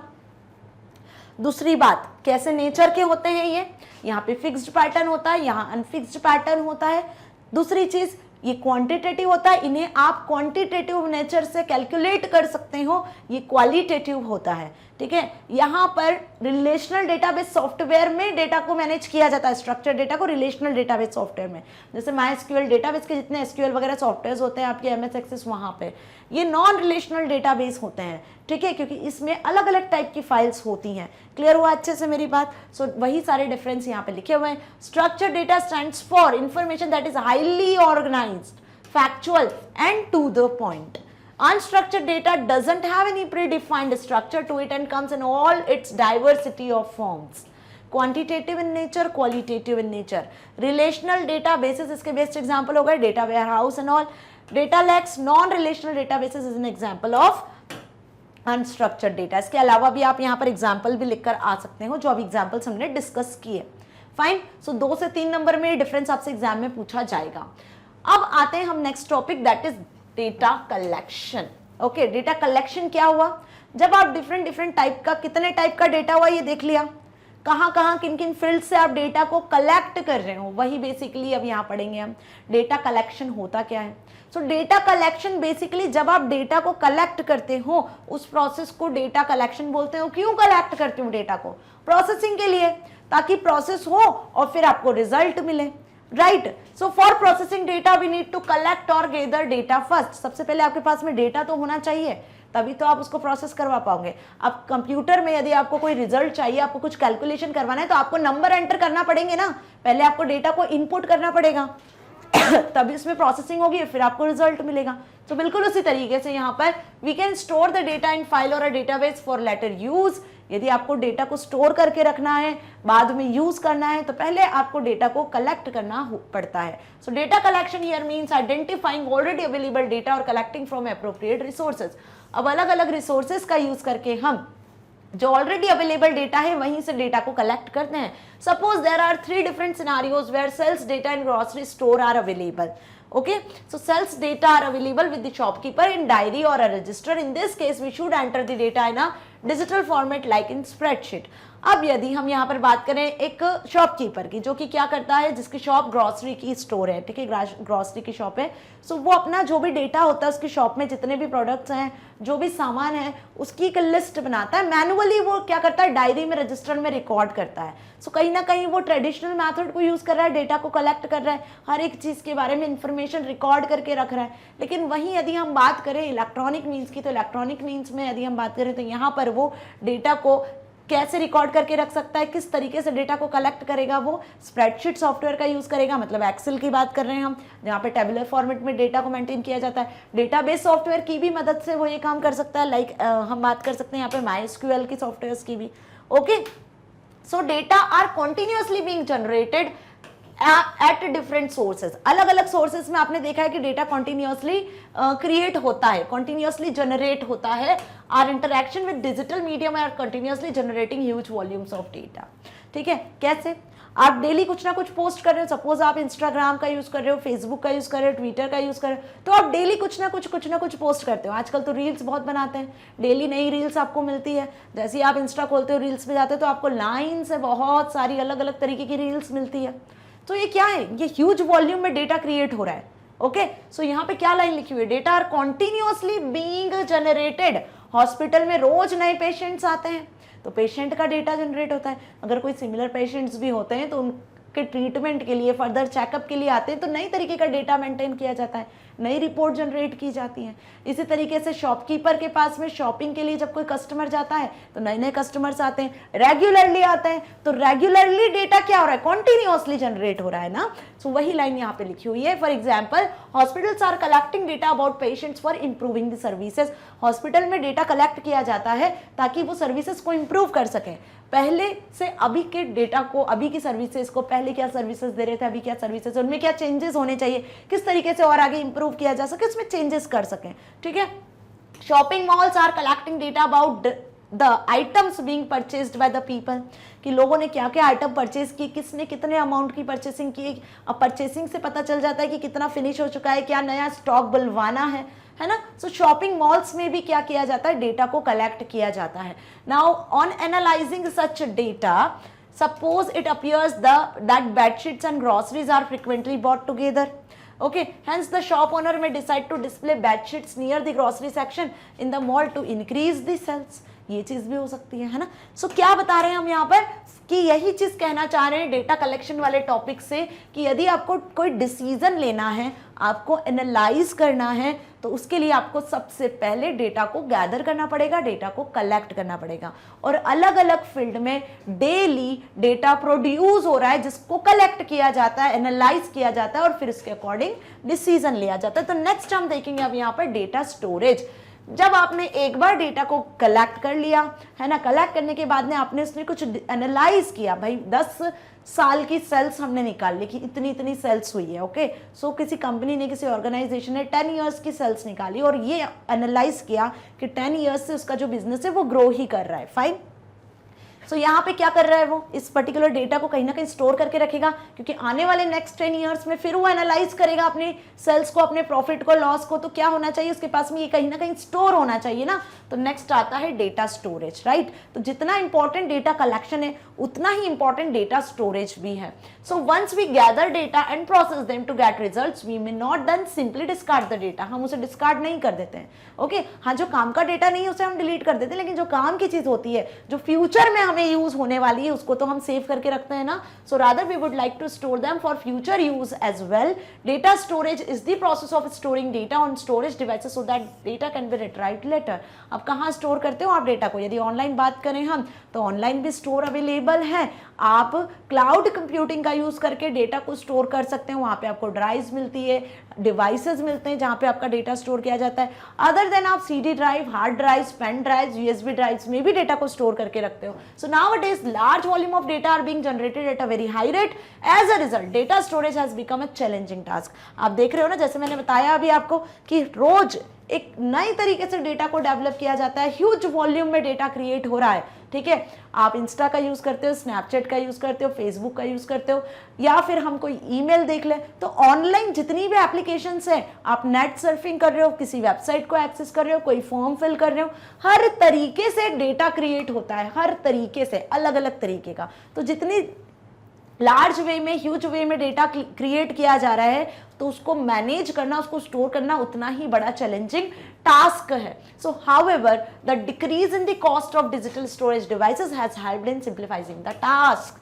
तो जो यहाँ पे डिजिटल स्टोरेज डिवाइसेस हैं, जिनकी कॉस्ट कहीं ना कहीं कम कर दी गई है, सो उसकी मदद से यहाँ पे लार्ज अमाउंट में डेटा को स्टोर कर पाना पॉसिबल हो गया है। So there are numerous digital storage devices available in the market like HDD, hard disk drive, solid state drive, CDs, compact disk, DVDs, tab drive, pen drive, memory card etcetera. बहुत सारे devices है जहां पे आप अपने data को store करवा के रख सकते हो, बैकअप लेके रख सकते हो। फाइन।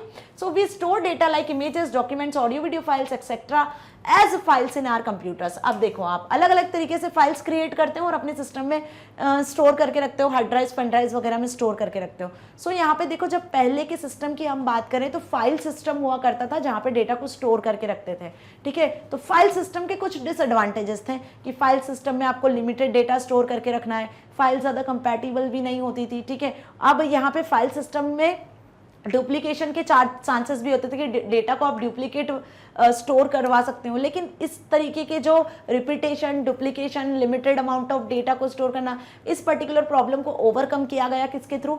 मॉडर्न टेक्नोलॉजी के थ्रू। तो मॉडर्न टेक्नोलॉजी में हम डेटाबेस क्रिएट करने लगे। अब डेटाबेस में आप ह्यूज अमाउंट में डेटा को स्टोर करवा के रख सकते हो। यहाँ पे डुप्लीकेशन, रिपीटेशन जैसा कोई काम नहीं होता है, क्योंकि यहाँ प्राइमरी की अलॉट कर दी जाती है। डेटाबेस वाले चैप्टर में जो मैं बोल रही हूँ सब पढ़ाया है डिटेल में, होप आपको समझ भी आ रहा होगा, है ना। So likewise school, hospital data are stored in data files. School, hospitals के जो डेटा होता है उनको डेटा फाइल्स में स्टोर करते हैं। So we use computers to add, modify, delete data in this files और process this data files to get results. However file processing has certain limitations. क्या बताया मैंने?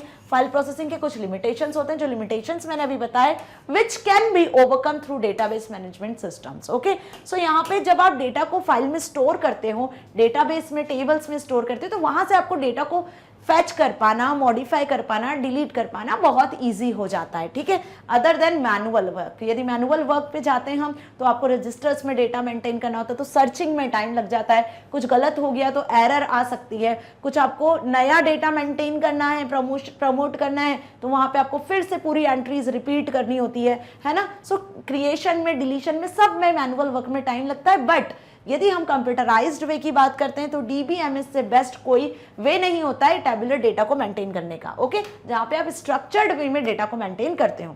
Next is data processing. अब data collection देख लिया, data storage देख लिया, data processing क्या है? Obvious most important thing. So we are interested in understanding data as they hold valuable facts and information that can be useful in our decision making process. आप कोई decision तक कब पहुंचते हो? जब आपने डेटा को कलेक्ट किया। भाई आपने डेटा को कलेक्ट किया, ठीक है, कलेक्ट करने के बाद में आप क्या कर रहे हो? आप डेटा को कलेक्ट करने के बाद में आप यहाँ पर उस डेटा को एनालाइज करते हो, ठीक है। जैसे मैंने बताया, फर्स्ट एग्जांपल ले ले हमारा कॉलेज वाला, कि 12th के बाद आपको कॉलेज सेलेक्ट करना है अपनी हायर स्टडीज के लिए, राइट। तो आप बेस्ट कॉलेज में सभी एडमिशन लेना चाहते हैं कि नहीं? बेस्ट यूनिवर्सिटी में ऑब्वियस चाहते हो। तो क्या करोगे आप यहाँ पे? हर एक कॉलेज का जो आपको पता है कि हाँ ये टॉप 10 कॉलेज हैं, इन टॉप 10 कॉलेज में से भी आप एक कॉलेज सिलेक्ट करोगे ना, तो टॉप 10 कॉलेज की इंफॉर्मेशन को गैदर करोगे, डेटा कलेक्ट करोगे। तो हमने डेटा को कलेक्ट कर लिया, कलेक्ट करने के बाद में क्या करा आपने कलेक्ट करके उसको किसी ना किसी तरीके से अरेंज करके रखा। या तो आपने पॉइंट वाइज अरेंज किया उस डेटा को कि ये कॉलेज है, या फिर आपने एक टैब्यूलर फॉर्मेट में अरेंज किया उसको, जिससे आप क्या कर पा रहे हो? एनालाइज कर पा रहे हो। क्या एनालाइज कर पा रहे हो? कि जो आपको चाहिए, आपको क्या चाहिए? आपको चाहिए कि कौन सा बेस्ट कॉलेज है, तो यहाँ पे आप उससे इंफॉर्मेशन, है ना, आप अपने रिजल्ट गेन कर पा रहे हो ना। फाइन। सो ये जो एनालाइज हुआ, यही क्या हो गई? प्रोसेसिंग हो गई। क्या हो गई? ये प्रोसेसिंग। भाई हमने डेटा कलेक्ट किया, अब जब आप एनालाइज वाला काम कर रहे हो ना, तो यही आपका प्रोसेसिंग वर्क है कि यहाँ प्रोसेस कर रहे हो, देख रहे हो कि हाँ कौन सा कॉलेज बेस्ट है, और उस पर्टिकुलर कॉलेज में जब आप एडमिशन ले लेते हो तो दैट इज द रिजल्ट जो आप चाहते थे। फाइन। सो इसी तरीके से कंप्यूटर भी प्रोसेस करता है। भाई कंप्यूटर में भी डेटा को स्टोर किया जाता है, आप ऑनलाइन अलग अलग सोर्सेज के थ्रू डेटा को कलेक्ट करते हो, फिर वो प्रोसेस होते हैं और प्रोसेसिंग के बाद में आपको रिजल्ट मिलता है. So however by looking at the vast और large amount of data one can not arrive at a conclusion. Vast amount of data से आप एकदम कंक्लूजन पे नहीं आते हो. कंक्लूजन पर पहुंचने के पहले आपने डेटा कलेक्ट किया और आप डायरेक्ट रिजल्ट पे नहीं आ सकते हो ना, बीच में प्रोसेसिंग होती है. ओके, डायरेक्ट कंक्लूजन पे नहीं पहुंचा जाता है. So rather data need to be processed to get results and after analysing those result we make conclusion or decision. So we find automated data processing in situations like online bill payment, registration of complaints, booking tickets, etc. Bill payment, registration of complaints, booking tickets, इन सब में processing होती है ना. Bill payment में आप अपनी information को एंटर करते हो. भाई आपका सपोज इलेक्ट्रिसिटी बिल पे करना है तो IVRS नंबर वगैरह आपने एंटर किया. जब आपने कुछ इनपुट किया फिर प्रोसेसिंग होगी, पर्टिकुलर आपकी पूरी डिटेल चेक होगी. चेक होने के बाद में बिल आपके सामने शो हो जाता है तुरंत कि हाँ आप इस IVRS नंबर के थ्रू इतना बिल है. फिर आप पेमेंट करते हो, किसी भी सोर्स का यूज करते हो, पेटीएम का, गूगल पे का, नेट बैंकिंग का. जब आप पेमेंट करते हो उसके बाद में आपका बिल पे होता है, राइट. इसी तरीके से जब आप कोई कंप्लेंट को रजिस्टर करते हो तो आपको कुछ इनपुट करना होता है, फिर वो प्रोसेस होता है, फिर आपको आपका कंप्लेंट का स्टेटस पता चलता है कि सक्सेसफुल और नॉट. इसी तरीके से टिकट्स भी हम बुक करते हैं, सेम प्रोसेस रिपीट होती है. तो कौन सी प्रोसेस यहाँ पे प्रोसेसिंग में, डेटा प्रोसेसिंग में रिपीट हो रही है? सो यहाँ देखो रॉ डेटा जो नंबर, टेक्स्ट, इमेजेस में होता है. यही बताया मैंने कि डेटा क्या हो गया आपका, रॉ फैक्ट्स एंड फिगर्स, जो नंबर्स में, इमेजेस में, टेक्स्ट में, किसी भी फॉर्मेट में हो सकता है. वो रॉ डेटा आप इनपुट करोगे, इनपुट होने के बाद में वो प्रोसेस होगा, एनालाइज किया जाएगा और फिर एक इंफॉर्मेशन में कन्वर्ट होगा, है ना. तो मतलब in the form of table, chart और टेक्स्ट आपको शो होगा. कंप्यूटर सिस्टम में ये कैसे प्रोसेस होता है, कौन से डिवाइस होते हैं? तो इनपुट करने के लिए हम यहाँ पे कीबोर्ड, माउस जैसे डिवाइसेस का यूज करते हैं. और भी बहुत सारे डिवाइसेस होते हैं जैसे कि कीबोर्ड, माउस, आपका हो गया यहाँ पर बारकोड स्कैनर वगैरह जो होते हैं, ये सभी इनपुट में आते हैं, है ना. तो चैप्टर नंबर 1 में हमने डिटेल में इनपुट डिवाइस को भी देखा है. सो इनपुट डिवाइस के थ्रू ही आप डेटा को कलेक्ट करते हो, डेटा को प्रिपेयर करते हो, डेटा की एंट्री करते हो.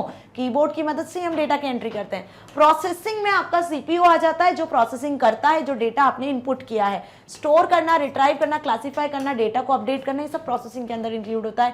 देन आपको आउटपुट मिलता है यहाँ पर किस फॉर्मेट में, जो डेटा आपने कलेक्ट किया, स्टोर किया है, रिपोर्ट्स, रिजल्ट और प्रोसेसिंग सिस्टम के थ्रू आपको क्या मिलता है, यहाँ पे आउटपुट मिलता है. जैसे मॉनिटर हो गया, प्रिंटर हो गया, आपका स्पीकर हो गया, ये सब क्या हो गया, आपके आउटपुट डिवाइस हो गए जिनके थ्रू आपको आउटपुट मिलता है. फाइन. सो इनपुट, प्रोसेस, आउटपुट, यही 3 प्रोसेस हैं डेटा को गैदर करने के लिए, डेटा को प्रोसेस करने के लिए और एक इंफॉर्मेशन में कन्वर्ट करने के लिए, रिजल्ट शो करने के लिए.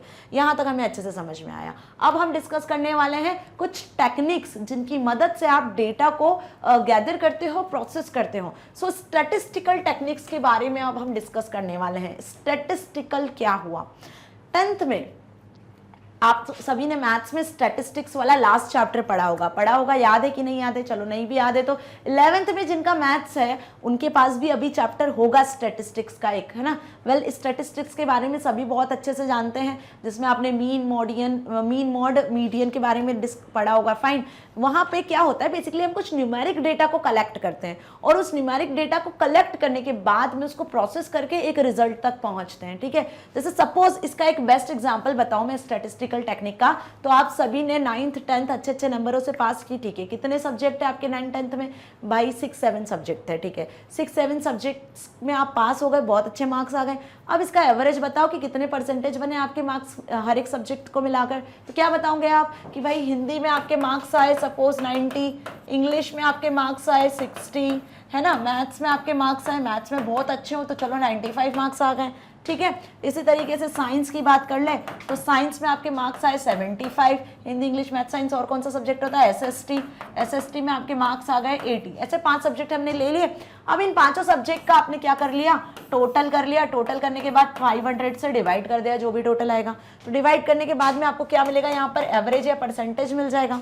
ठीक है. तो क्या करा हमने यहाँ पे हमने देखो स्टैटिस्टिकल टेक्निक का यूज किया है. क्या टेक्निक होती है स्टैटिस्टिकल टेक्निक? कि आप न्यूमेरिकल वैल्यूज को कलेक्ट करते हो, न्यूमेरिक डेटा को कलेक्ट करते हो. कलेक्ट करने के बाद में जब आप उसका mean, median, mod, average, percentage, ये सारी चीजें जब कैलकुलेट करते हो ना, तो एक डेटा को कलेक्ट करने के बाद आप किसी पर्टिकुलर रिजल्ट तक पहुंच रहे हो, है ना, एक कंक्लूजन तक पहुंच रहे हो. बस वही सारी टेक्निक्स क्या कहलाती है? स्टैटिस्टिकल टेक्निक कहलाती है.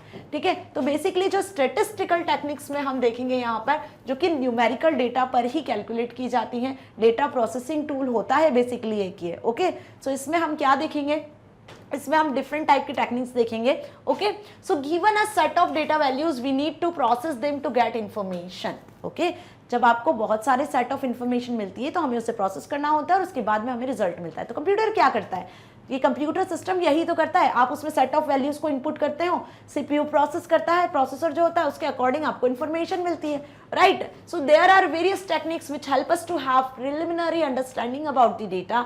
Summarization methods are applied on tabular data for its easy comprehension. यहाँ पे जिन मेथड्स का यूज करेंगे हम वो होगी आपकी समराइजेशन मेथड्स। क्या होगी देखेंगे आगे। Commonly used statistical techniques for data summarisation, data को समराइज करने के लिए, बिग अमाउंट में डेटा है उसको एक स्मॉल अमाउंट में शो करने के लिए, समराइज करने के लिए जिन मेथड्स का हम यूज करेंगे वो होती है आपकी मेजर्स ऑफ सेंट्रल टेंडेंसी और मेजर्स ऑफ वेरिएबिलिटी। अब होप आपको जब मैं इनके नाम बताऊंगी तो आपको अच्छे से समझ में आ जाएगा कि मेजर्स ऑफ सेंट्रल टेंडेंसी में आती है आपका mean, median and mod. Hope ये अच्छे से समझ में आएगा क्योंकि हमने 10th में भी पढ़ा है, 11th में भी स्टैटिस्टिक्स में देखा है। मीन मतलब एवरेज निकालना, ठीक है, एवरेज वही परसेंटेज जो मैंने अभी बताया ना आपको, बिल्कुल वही। 11th में आपके सबके अच्छे परसेंटेज बनने वाले, कैसे कैलकुलेट करोगे, पांचों सब्जेक्ट के मार्क्स को प्लस कर दोगे, डिवाइड कर दोगे टोटल से, तो आपका क्या निकल जाने वाला है, एवरेज निकल जाने वाला है, राइट। तो वही मीन हुआ यहाँ।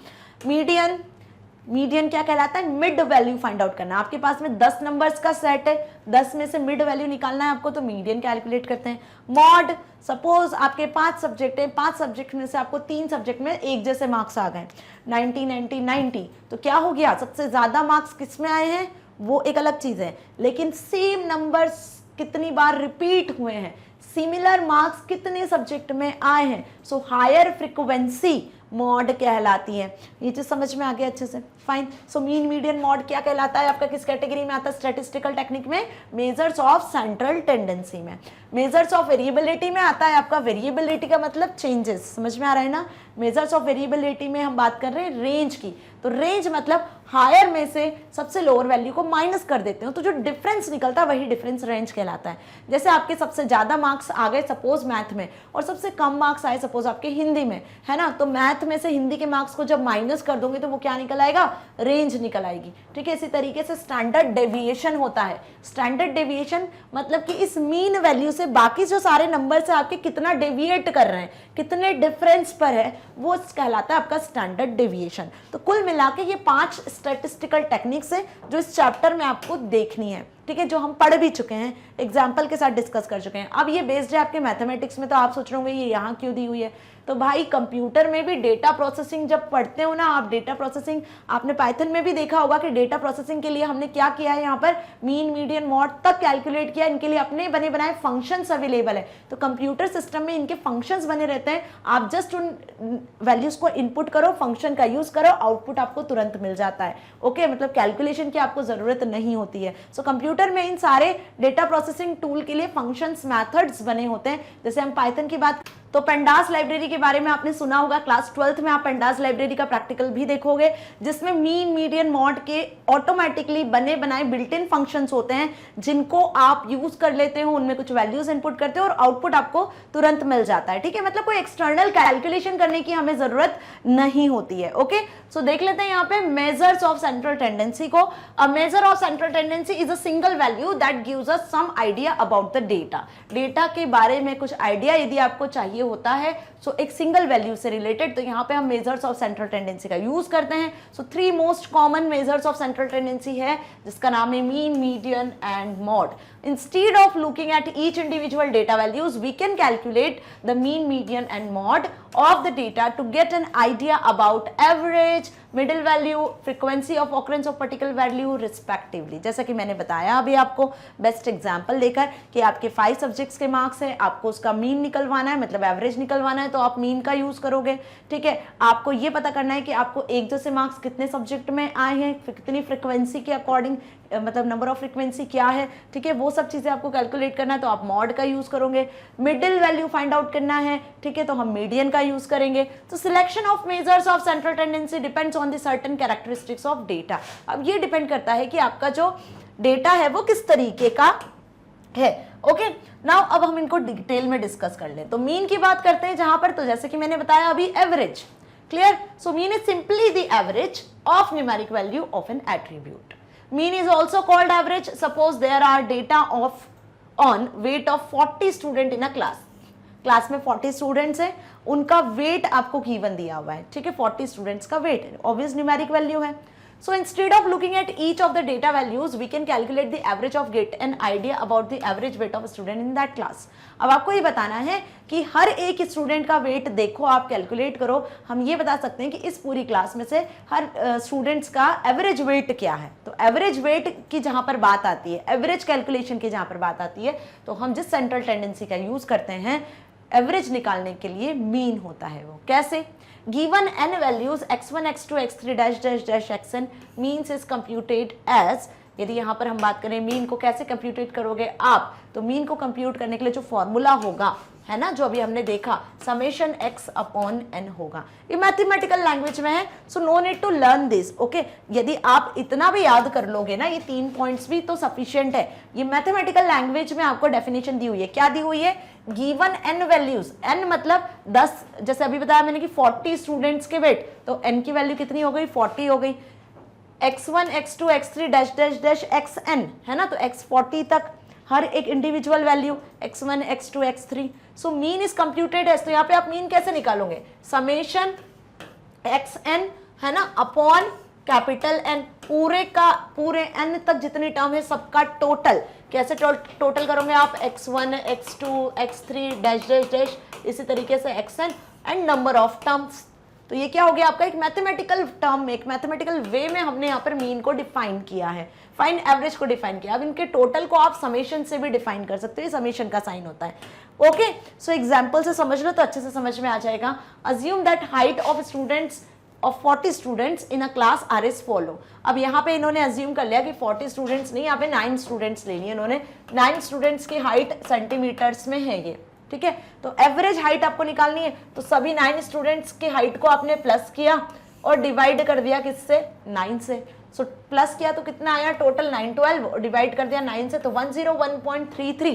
तो देखो एवरेज हाइट यहाँ पे निकल आई है. कितनी निकल आई है? 101. मतलब एवरेज हम मान के चल रहे हैं कि 101 जो है सेंटीमीटर तक स्टूडेंट्स की हाइट है पूरी क्लास में 9 स्टूडेंट्स के अकॉर्डिंग.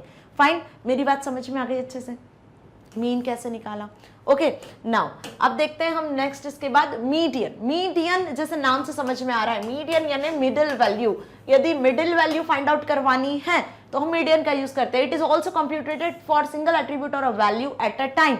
एट अ टाइम एक सिंगल वैल्यू को ही कंप्यूट करेगा, कैलकुलेट करेगा मीडियन भी. जैसे मीन ने भी एट अ टाइम एक सिंगल वैल्यू ही कैलकुलेट करके दी ना, सारी वैल्यूज को टोटल करा, डिवाइड करा नंबर ऑफ टर्म्स से और एक सिंगल वैल्यू कैलकुलेट करी. बिल्कुल उसी तरीके से मीडियन भी एक सिंगल वैल्यू ही कैलकुलेट होकर आपके सामने आती है. So when all the values are stored in ascending और descending order, the middle value is called the median. Median calculate करने के लिए सबसे पहला जरूरी है काम क्या, कि सारी जो नंबर्स हैं वो या तो असेंडिंग ऑर्डर में अरेंज्ड हो या डिसेंडिंग ऑर्डर में अरेंज्ड हो. सो ये कंपलसरी है. So when there are odd numbers of values, the median is the value at the middle position. Obvious, जब ऑड नंबर्स होंगे तो मिडिल वाला नंबर इजीली कैलकुलेट होगा. भाई यहाँ पे आपके पास में कुछ नंबर्स लिखे हैं, फाइन. अब ये ऑड नंबर्स में है तो देखो 2 यहां से हमने लीव करे, 2 यहां से लीव करे, ये आपको मिडिल नंबर मिल गया 4. क्लियर हुआ? पहले इसको आप अरेंज करना, वैल्यू अरेंज्ड लिखे है मैंने असेंडिंग ऑर्डर में. तो अरेंज करने के बाद में यदि ऑड नंबर से 1 2 3 4 5 में 5 इज अ ऑड नंबर, तो सेंटर नंबर आपको इजीली मिल जाता है. लेकिन वहीं यदि बात करते हैं हम इवन नंबर्स की, if the list has even number of values, the median is the average of 2 middle values. यदि हम इवन नंबर की बात करें, सपोज मैंने यहाँ पे 4 नंबर्स लिखे हुए हैं, ठीक है, तो ये हमारी जो लिस्ट है इसमें 4 नंबर्स है जो कि इवन है. तो मिडिल के ये 2 नंबर हुए, तो मिडिल के 2 नंबर को आप प्लस करके डिवाइड बाय 2 करोगे तो जो एवरेज निकलेगा कितना निकलेगा? 3.5 ना. तो 3.5 इन दोनों के मिड का नंबर हो गया और यही हो गया आपका मीडियन. तो मिड के 2 नंबर का एवरेज निकालना है आपको. एवरेज निकाल के मतलब मिड के 2 नंबर का मीन निकालना है. मीन निकाल के जो नंबर आएगा वही कहलाएगा मीडियन, जैसे कि मैंने यहाँ पर बताया. ओके, सो ध्यान रखना है कि यदि ऑड नंबर्स की लिस्ट है तो उसमें से तो मीडियन इजीली निकल जाएगा, लेकिन यदि इवन नंबर्स की लिस्ट होती है तो इवन नंबर की लिस्ट में आपको 2 मिडिल नंबर्स का एवरेज निकालना है. Fine. Median represent the central value at the which the given data is equally divided into 2 parts. Median से क्या होता है, जो गिवन डेटा होता है वो इक्वली 2 पार्ट में डिवाइड हो जाता है. फाइन. नाउ इसका एग्जाम्पल देखो. Consider the previous data of height of student used in calculation of mean value, जो अभी हमने देखा 9 स्टूडेंट्स की हाइट आपको गिवन थी जिसका एवरेज कैलकुलेट किया था। In order to compute the median the first step to sort data in ascending और डिसेंडिंग ऑर्डर, तो यही थी हाइट दी हुई थी, इसको सबसे पहले हमने असेंडिंग ऑर्डर में सॉर्ट कर लिया, 85, 90, 90, 100, 102, ये असेंडिंग ऑर्डर में सॉर्ट हो गया है। अब यहाँ पे देखो 9 स्टूडेंट्स हैं, टोटल कितने स्टूडेंट हैं यहाँ पे, ये किसकी हाइट दी हुई है, 9 स्टूडेंट्स की हाइट दी हुई है, तो 9 स्टूडेंट्स की हाइट दी हुई है, 9 इज एन ऑड नंबर, तो यहाँ पे देखो आप मीडियन का जो नंबर होगा, जो मीडियन वैल्यू होगी वो आप इजीली फैच कर पाओगे, 4 इधर, ये होगा 8, ये हो गया आपका mid value that is 102। So as there are total 9 values which is odd number, the median is the value at position 5, that is 102 centimeter, whether counted from left or right to left, चाहे आप इधर से count करो या आप इधर से count करो, आपको मीडियन वैल्यू 102 ही मिलना है। So most important thing is कि मीडियन में आपको सबसे पहले क्या करना है, असेंडिंग या डिसेंडिंग ऑर्डर में डेटा को अरेंज कर लेना है। अरेंज करने के बाद ऑड नंबर होते हैं तो मीडियन इजीली फाउंड हो जाता है, चाहे आप लेफ्ट टू राइट फाउंड करो या फिर राइट टू लेफ्ट फाइंड करो। Okay, so median represents the actual central value eight which the given data is equally divided into 2 parts. So median से क्या होता है, जो आपकी लिस्ट है, जो आपका गिवन डेटा है, वो 2 इक्वल पार्ट में डिवाइड हो जाता है, 2 इक्वल लिस्ट में डिवाइड हो जाता है, मतलब 2 लिस्ट में डिवाइड हो जाएगा, उनमें इक्वल नंबर ऑफ एलिमेंट्स आपको मिलेंगे। सो मीडियन समझ में आ गया अच्छे से। नाउ मॉड, अब मॉड का मतलब क्या होता है, मॉड का मतलब वो नंबर होता है, यहां पर हम बात कर रहे हैं जिसकी ऑकरेंस सबसे ज्यादा होती है। So value that appears most number of times, वो वैल्यू लिस्ट में जो most number of times occur होती है वही कहलाती है mode. So value that appears most number of times in the given data of an attribute और variable is called mode. It is computed on the basis of frequency of occurrence of distinct values in the given data. A data set has no mode if each value occurs only once. यदि किसी data set में, data values में, list में सब number एक ही बार आ रहे हैं, उनकी ऑकरेंस सिंगल है, तो वहां पे उसका कोई मॉड एग्जिस्ट नहीं करता है।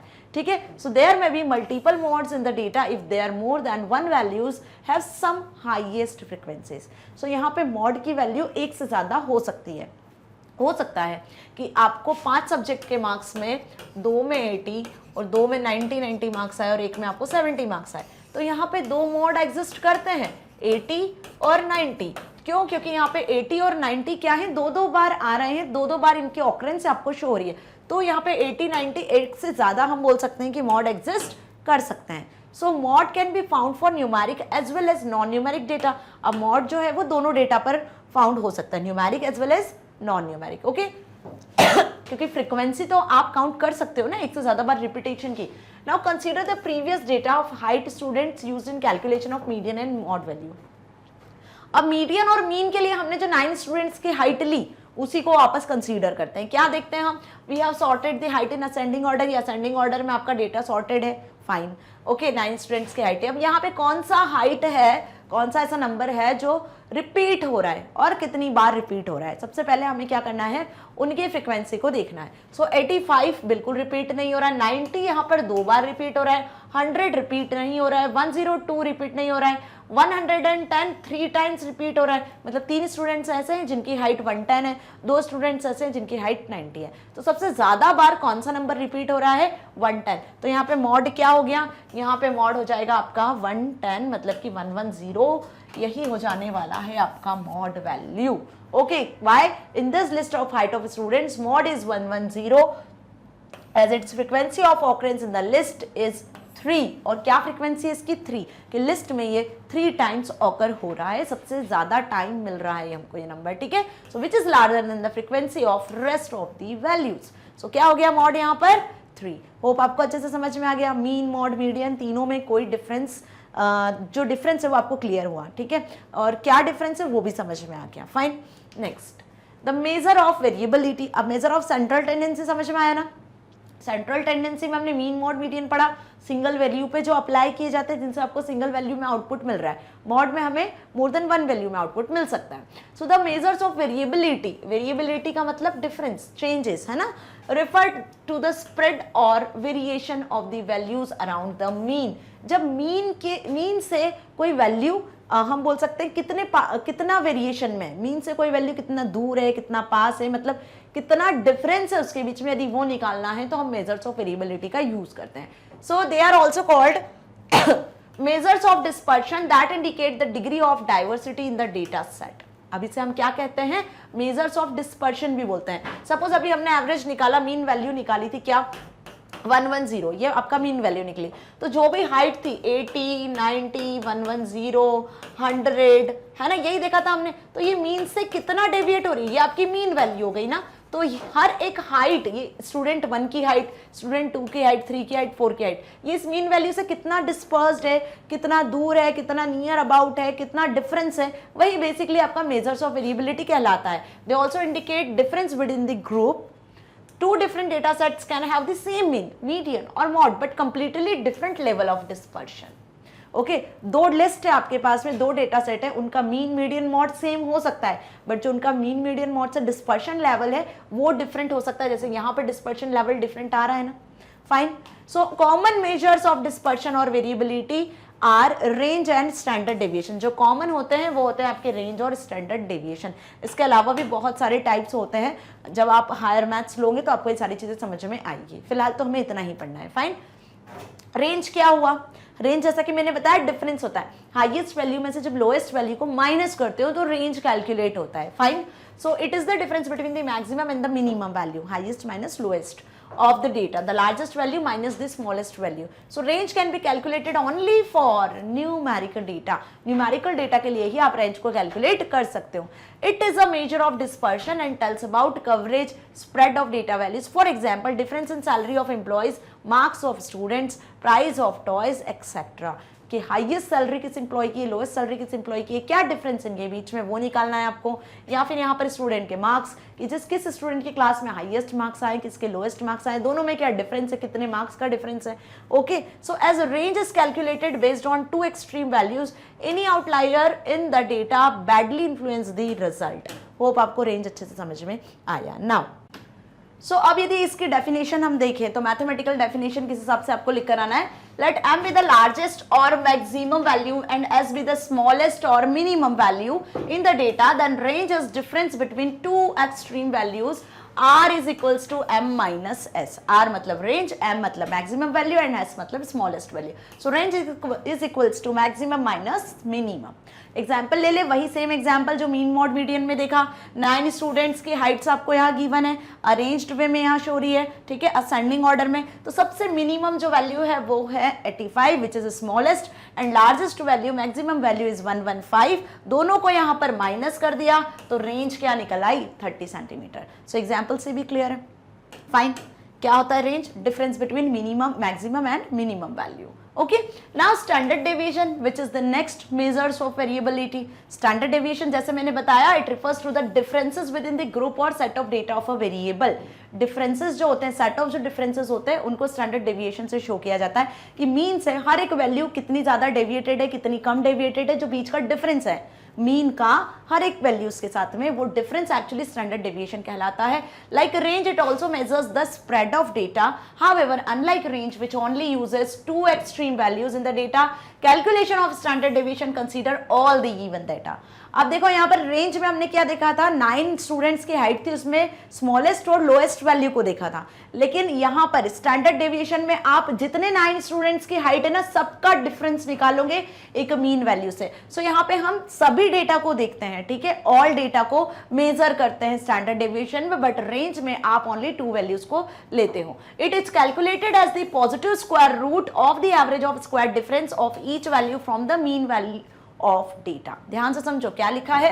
It is calculated as the positive square root of the average of square difference of each value. जो डिफरेंस निकल रहा है उसका स्क्वायर रूट यहाँ पे कैलकुलेट किया जाता है. Smaller value of standard deviation means data are less spread, while a larger value of standard deviation means data are more spread. This is important line कि स्टैंडर्ड डेविएशन में data disperse हो रहा है, spread हो रहा है, हम ये बोल रहे हैं. ठीक है, तो यदि स्टैंडर्ड डेविएशन की वैल्यू लेस आती है, क्या आती है, लेस कैलकुलेट होती हैं, ठीक है। सो यहाँ पे हम बोलते हैं कि वो लेस स्प्रेड है, और यदि लार्जर वैल्यू निकलती है तो मोर स्प्रेड है। क्लियर हुआ अच्छे से? अब इसको एग्जाम्पल से समझोगे तो ज्यादा अच्छे से समझ में आएगा। पहले हम इसका जान लेते हैं फॉर्मूला क्या होता है। सो गिवन एन वैल्यूज, ये आपकी मैथमेटिकल डेफिनेशन फॉर्मूला दिया हुआ है, फाइन। ये आपको अप्लाई नहीं करना है, ना ये कैलकुलेट करना है। आपको कंप्यूटर में जो प्रोग्रामिंग लैंग्वेज मिलेगी वहां पे इसके लिए फंक्शन मिलेगा, राइट। जितने भी अभी हमने देखे ना, मीन कैलकुलेट करने के लिए मीन मिलेगा, मॉड कैलकुलेट करने के लिए इस तरीके से मॉड फंक्शन मिलेगा, है ना, स्टैंडर्ड डेविएशन के लिए std फंक्शन मिलेगा। ओके, तो आपको ये फॉर्मूला वगैरह अप्लाई नहीं करना, ये इंटरनली सब प्रोसेस ऑटोमेटिकली होगा। ये फंक्शन में हम ये कोड करेंगे, actually function built in function होता है। इन फंक्शन में ये सारी चीजें पहले से होती है क्या, कि फॉर्मूलाज यहाँ पे ऑलरेडी होते हैं, इन फॉर्मूलाज के अकॉर्डिंग कैलकुलेशन हो जाता है। हमें सिर्फ इन फंक्शन का यूज करना है और वैल्यूज को इनपुट करना है। बात समझ में आ गई? बट कैसे कैलकुलेट होते हैं, फॉर्मूला क्या होता है, ये तो हमें पता होना चाहिए, इसलिए हम यहाँ पर डिटेल में इन फॉर्मूलेज को देख रहे हैं। Okay, so given an values x1 x2 xn, multiple values चाहिए, तो फॉर्मूले के अकॉर्डिंग, हमारी मैथमेटिकल डेफिनेशन के अकॉर्डिंग n वैल्यूज गिवन है x1 से लेकर xn तक, एंड देयर मीन, इन सबका मीन जो निकाला, जो हमने सबसे पहले देखा सेंट्रल टेंडेंसी में, मीन क्या अज्यूम कर लिया इन्होंने, x है। The standard deviation represent as, standard deviation को किससे रिप्रेजेंट कर रहे हैं, सिग्मा साइन से। कौन सा साइन है ये, सिग्मा। इज कंप्यूटेड एज, अब सिग्मा इज इक्वल्स टू, यहाँ पे आएगा आपका सिग्मा साइन। ओके, क्या लिखा है, summation of x minus x bar upon n, मतलब स्क्वायर रूट, किसका square root, xi, x1 x2 x3 x4 xn term का डिफरेंस निकालना है, किससे, मीन से।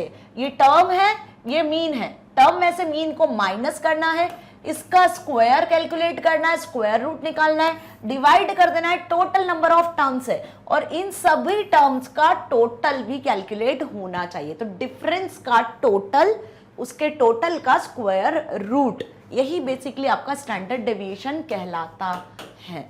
ओके, कैसे कैलकुलेट करना है अब देखते हैं। ये जो फॉर्मूला है ना, इसी में ही आपको समझ में आ जाएगा सब। So let us compute the standard deviation of the height of 9 student that we used with calculating mean. अभी हमने सबसे पहले मीन में 9 स्टूडेंट्स की हाइट देखी, उनका मीन कैलकुलेट किया। क्या मीन निकला था, 101.33 देखा था सभी ने। कैसे निकाला था मीन, देख लेते हैं। ओके, ये हमने मीन कैलकुलेट किया 9 स्टूडेंट्स का, समझ में आ रहा है अच्छे से। ये 9 स्टूडेंट्स की हाइट है, ये हमने मीन कैलकुलेट कर लिया। मीन मतलब ये आपकी हो गई x की वैल्यू, फाइन, समझ में आया। अब देख लेते हैं स्टैंडर्ड डेविएशन को, fine. So the mean was calculated to 101.33, 9 students की हाइट का। Subtract each value from the mean and take square of that value. हर एक वैल्यू को 85, 90, 110 सबको इस मीन वैल्यू से सब्ट्रैक्ट करते जाना है। Dividing the sum of square value by total number of values and taking it square not gives the standard deviation in the data. फिर आपको क्या करना है, टोटल नंबर से डिवाइड कर देना है पूरे डिफरेंसेस के सम को। कैसे, ये हो गई 9 स्टूडेंट्स की हाइट। ओके, यही हाइट थी, फाइन। कितने हैं n की वैल्यू, 9 स्टूडेंट है तो n की वैल्यू 9। इन सबको टोटल करा, 9 से डिवाइड करा, मीन कैलकुलेट करा। मीन कितना आ गया आपका, 101.33। That means x bar equals to 101.33। अब इस मीन वैल्यू से हर एक वैल्यू को माइनस करना है आपको। क्या करना है, हर एक वैल्यू को माइनस। जैसे कि यहाँ पे देखो क्या लिख दिया हमने कि x माइनस एक्स बार मतलब मीन 101। 90 में से 101.33 को माइनस करा, 11.33 आया। इसी तरीके से 102 में से 1101 को माइनस करा तो ये आया। सिमिलरली यहाँ से 101.33 को माइनस कर दो। मीन को आप सभी जगह से जब माइनस कर दोगे, है ना, तो आपका आंसर कुछ इस तरीके से कैलकुलेट हो जाएगा। ये निकल आया हमारा डिफरेंस। ये डिफरेंस कैलकुलेट करा, डिफरेंस का कर लिया टोटल, सभी डिफरेंस का कर लिया टोटल। ठीक है, आगे बढ़ते हैं। अब इस हर एक डिफरेंस का हमने स्क्वायर कैलकुलेट कर लिया। ये दिख रहा है आपको स्क्वायर सबका। फिर इस स्क्वायर का भी कर लिया हमने टोटल। तो डिफरेंस का टोटल, स्क्वायर का टोटल। डिफरेंस किसका है, हर एक वैल्यू का मीन से डिफरेंस निकाला, है ना, जो डिफरेंस निकल रहा है। फिर उसका स्क्वायर रूट निकाला, स्क्वायर कैलकुलेट कर लिया। नाउ फाइनली पुट कर दो वैल्यू फॉर्मूले में, square root upon n, divide करा, फिर स्क्वायर रूट निकाला, देन आंसर इज दिस। तो 10.2 सेंटीमीटर क्या निकला है, स्टैंडर्ड डेविएशन। अब ये जो कैलकुलेशन यहाँ किया है, ये बेसिकली हमने क्या देखा कि कुछ आपके पास में न्यूमेरिकल वैल्यूज थी, है ना, उस पर हमने स्टैंडर्ड डेविएशन कैलकुलेट किया और हम एक सिंगल वैल्यू तक, एक कंक्लूजन तक पहुंचे। फिर से बता रही हूँ, कंप्यूटर में इन सभी के लिए प्री डिफाइंड फंक्शन है। कुछ इस तरीके से कैलकुलेशन हमें नहीं करनी है। मैथमेटिक्स में, स्टैटिस्टिक्स में आपने जरूर इस तरीके से कैलकुलेट किया होगा, देखा भी होगा। फाइन, सो होप आपको अच्छे से समझ में आ गया अब ये चैप्टर, क्योंकि यहाँ पे इस चैप्टर का कंप्लीट चैप्टर रिवीजन खत्म हुआ। अब यदि एग्जाम में mean, median, mod, standard deviation जैसे क्वेश्चंस आते हैं तो ये एग्जाम्पल के साथ नहीं लिख कर आना है, आपको सिर्फ इन टॉपिक्स को एक्सप्लेन करना है। जैसे कि हमने डेफिनेशंस देखी और इनके फॉर्मूलेज देखे, समझ में आई बात। एग्जाम्पल से इसलिए बताया मैंने ताकि आपको इनका कॉन्सेप्ट समझ में आ सके कि एक्चुअल ये किस तरीके से वर्क करते हैं, क्यों इन्हें mean, mod, median, standard deviation और रेंज कहा जाता है, क्या बेसिकली इसका वर्क होता है। ओके, किस तरीके से यहाँ पे डेटा को, न्यूमेरिक वैल्यू को प्रोसेस किया जा रहा है और एक कंक्लूजन तक पहुंचा जा रहा है। सो होप आपको ये चैप्टर अच्छे से समझ में आ गया और अब कोई भी डाउट नहीं होगा इस चैप्टर से रिलेटेड। यदि कोई डाउट है तो आप कमेंट सेक्शन में लिख सकते हो। यदि आपको वीडियो अच्छी लगी तो इसे आप YouTube के साथ साथ एक्सेस कर सकते हो। अब मोबाइल ऐप के थ्रू भी, प्ले स्टोर से आपको मैग्नेट ब्रेन्स का मोबाइल ऐप डाउनलोड कर लेना है, वहां से भी आप इसे एक्सेस कर सकते हो, या फिर magnetbrains.com वेबसाइट से भी आप हमारे सारे वीडियो लेक्चर्स को एक्सेस कर सकते हो। कुछ नहीं करना है, magnetbrains.com लिखना है, क्लास 11 सिलेक्ट कर लेना है, IP सिलेक्ट कर लेना है, सारे वीडियो लेक्चर्स आपको खुल जाने हैं, क्योंकि पूरा कोर्स हम कंप्लीट कर चुके हैं with one shot, MCQs, NCERT solutions, topic wise video lectures और साथ ही प्रैक्टिकल्स। फाइन, सो यदि वीडियो अच्छी लगी है तो इसे लाइक करें, शेयर करें अपने फ्रेंड्स के साथ में, ताकि वो भी इस चैप्टर को अच्छे से समझ सके और एग्जाम के लिए प्रिपेयर कर सके। साथ ही मैग्नेट ब्रेन्स आपको CBSE, NTSE, Olympiad, CET, IIT, NEET, JEE जैसे कॉम्पिटिटिव एग्जाम की प्रिपरेशन भी करा रहा है free of cost with high quality education. यदि कोई अपडेट चाहिए, न्यूज़ चाहिए चैनल से रिलेटेड, तो आप हमारे फेसबुक, इंस्टा, ट्विटर को भी एक्सेस कर सकते हो। क्यों? क्योंकि मैग्नेट ब्रेन्स आपको 100% फ्री ऑफ कॉस्ट एजुकेशन दे रहा है, ताकि आप अपनी एग्जाम में बहुत अच्छे मार्क्स को स्कोर कर सकते हो, साथ ही साथ अपनी लाइफ में कुछ बहुत अच्छा अचीव कर सकते हो। मिलेंगे नेक्स्ट वीडियो में नेक्स्ट चैप्टर के वन शॉट के साथ। Till then stay here, stay happy. Thank you so much.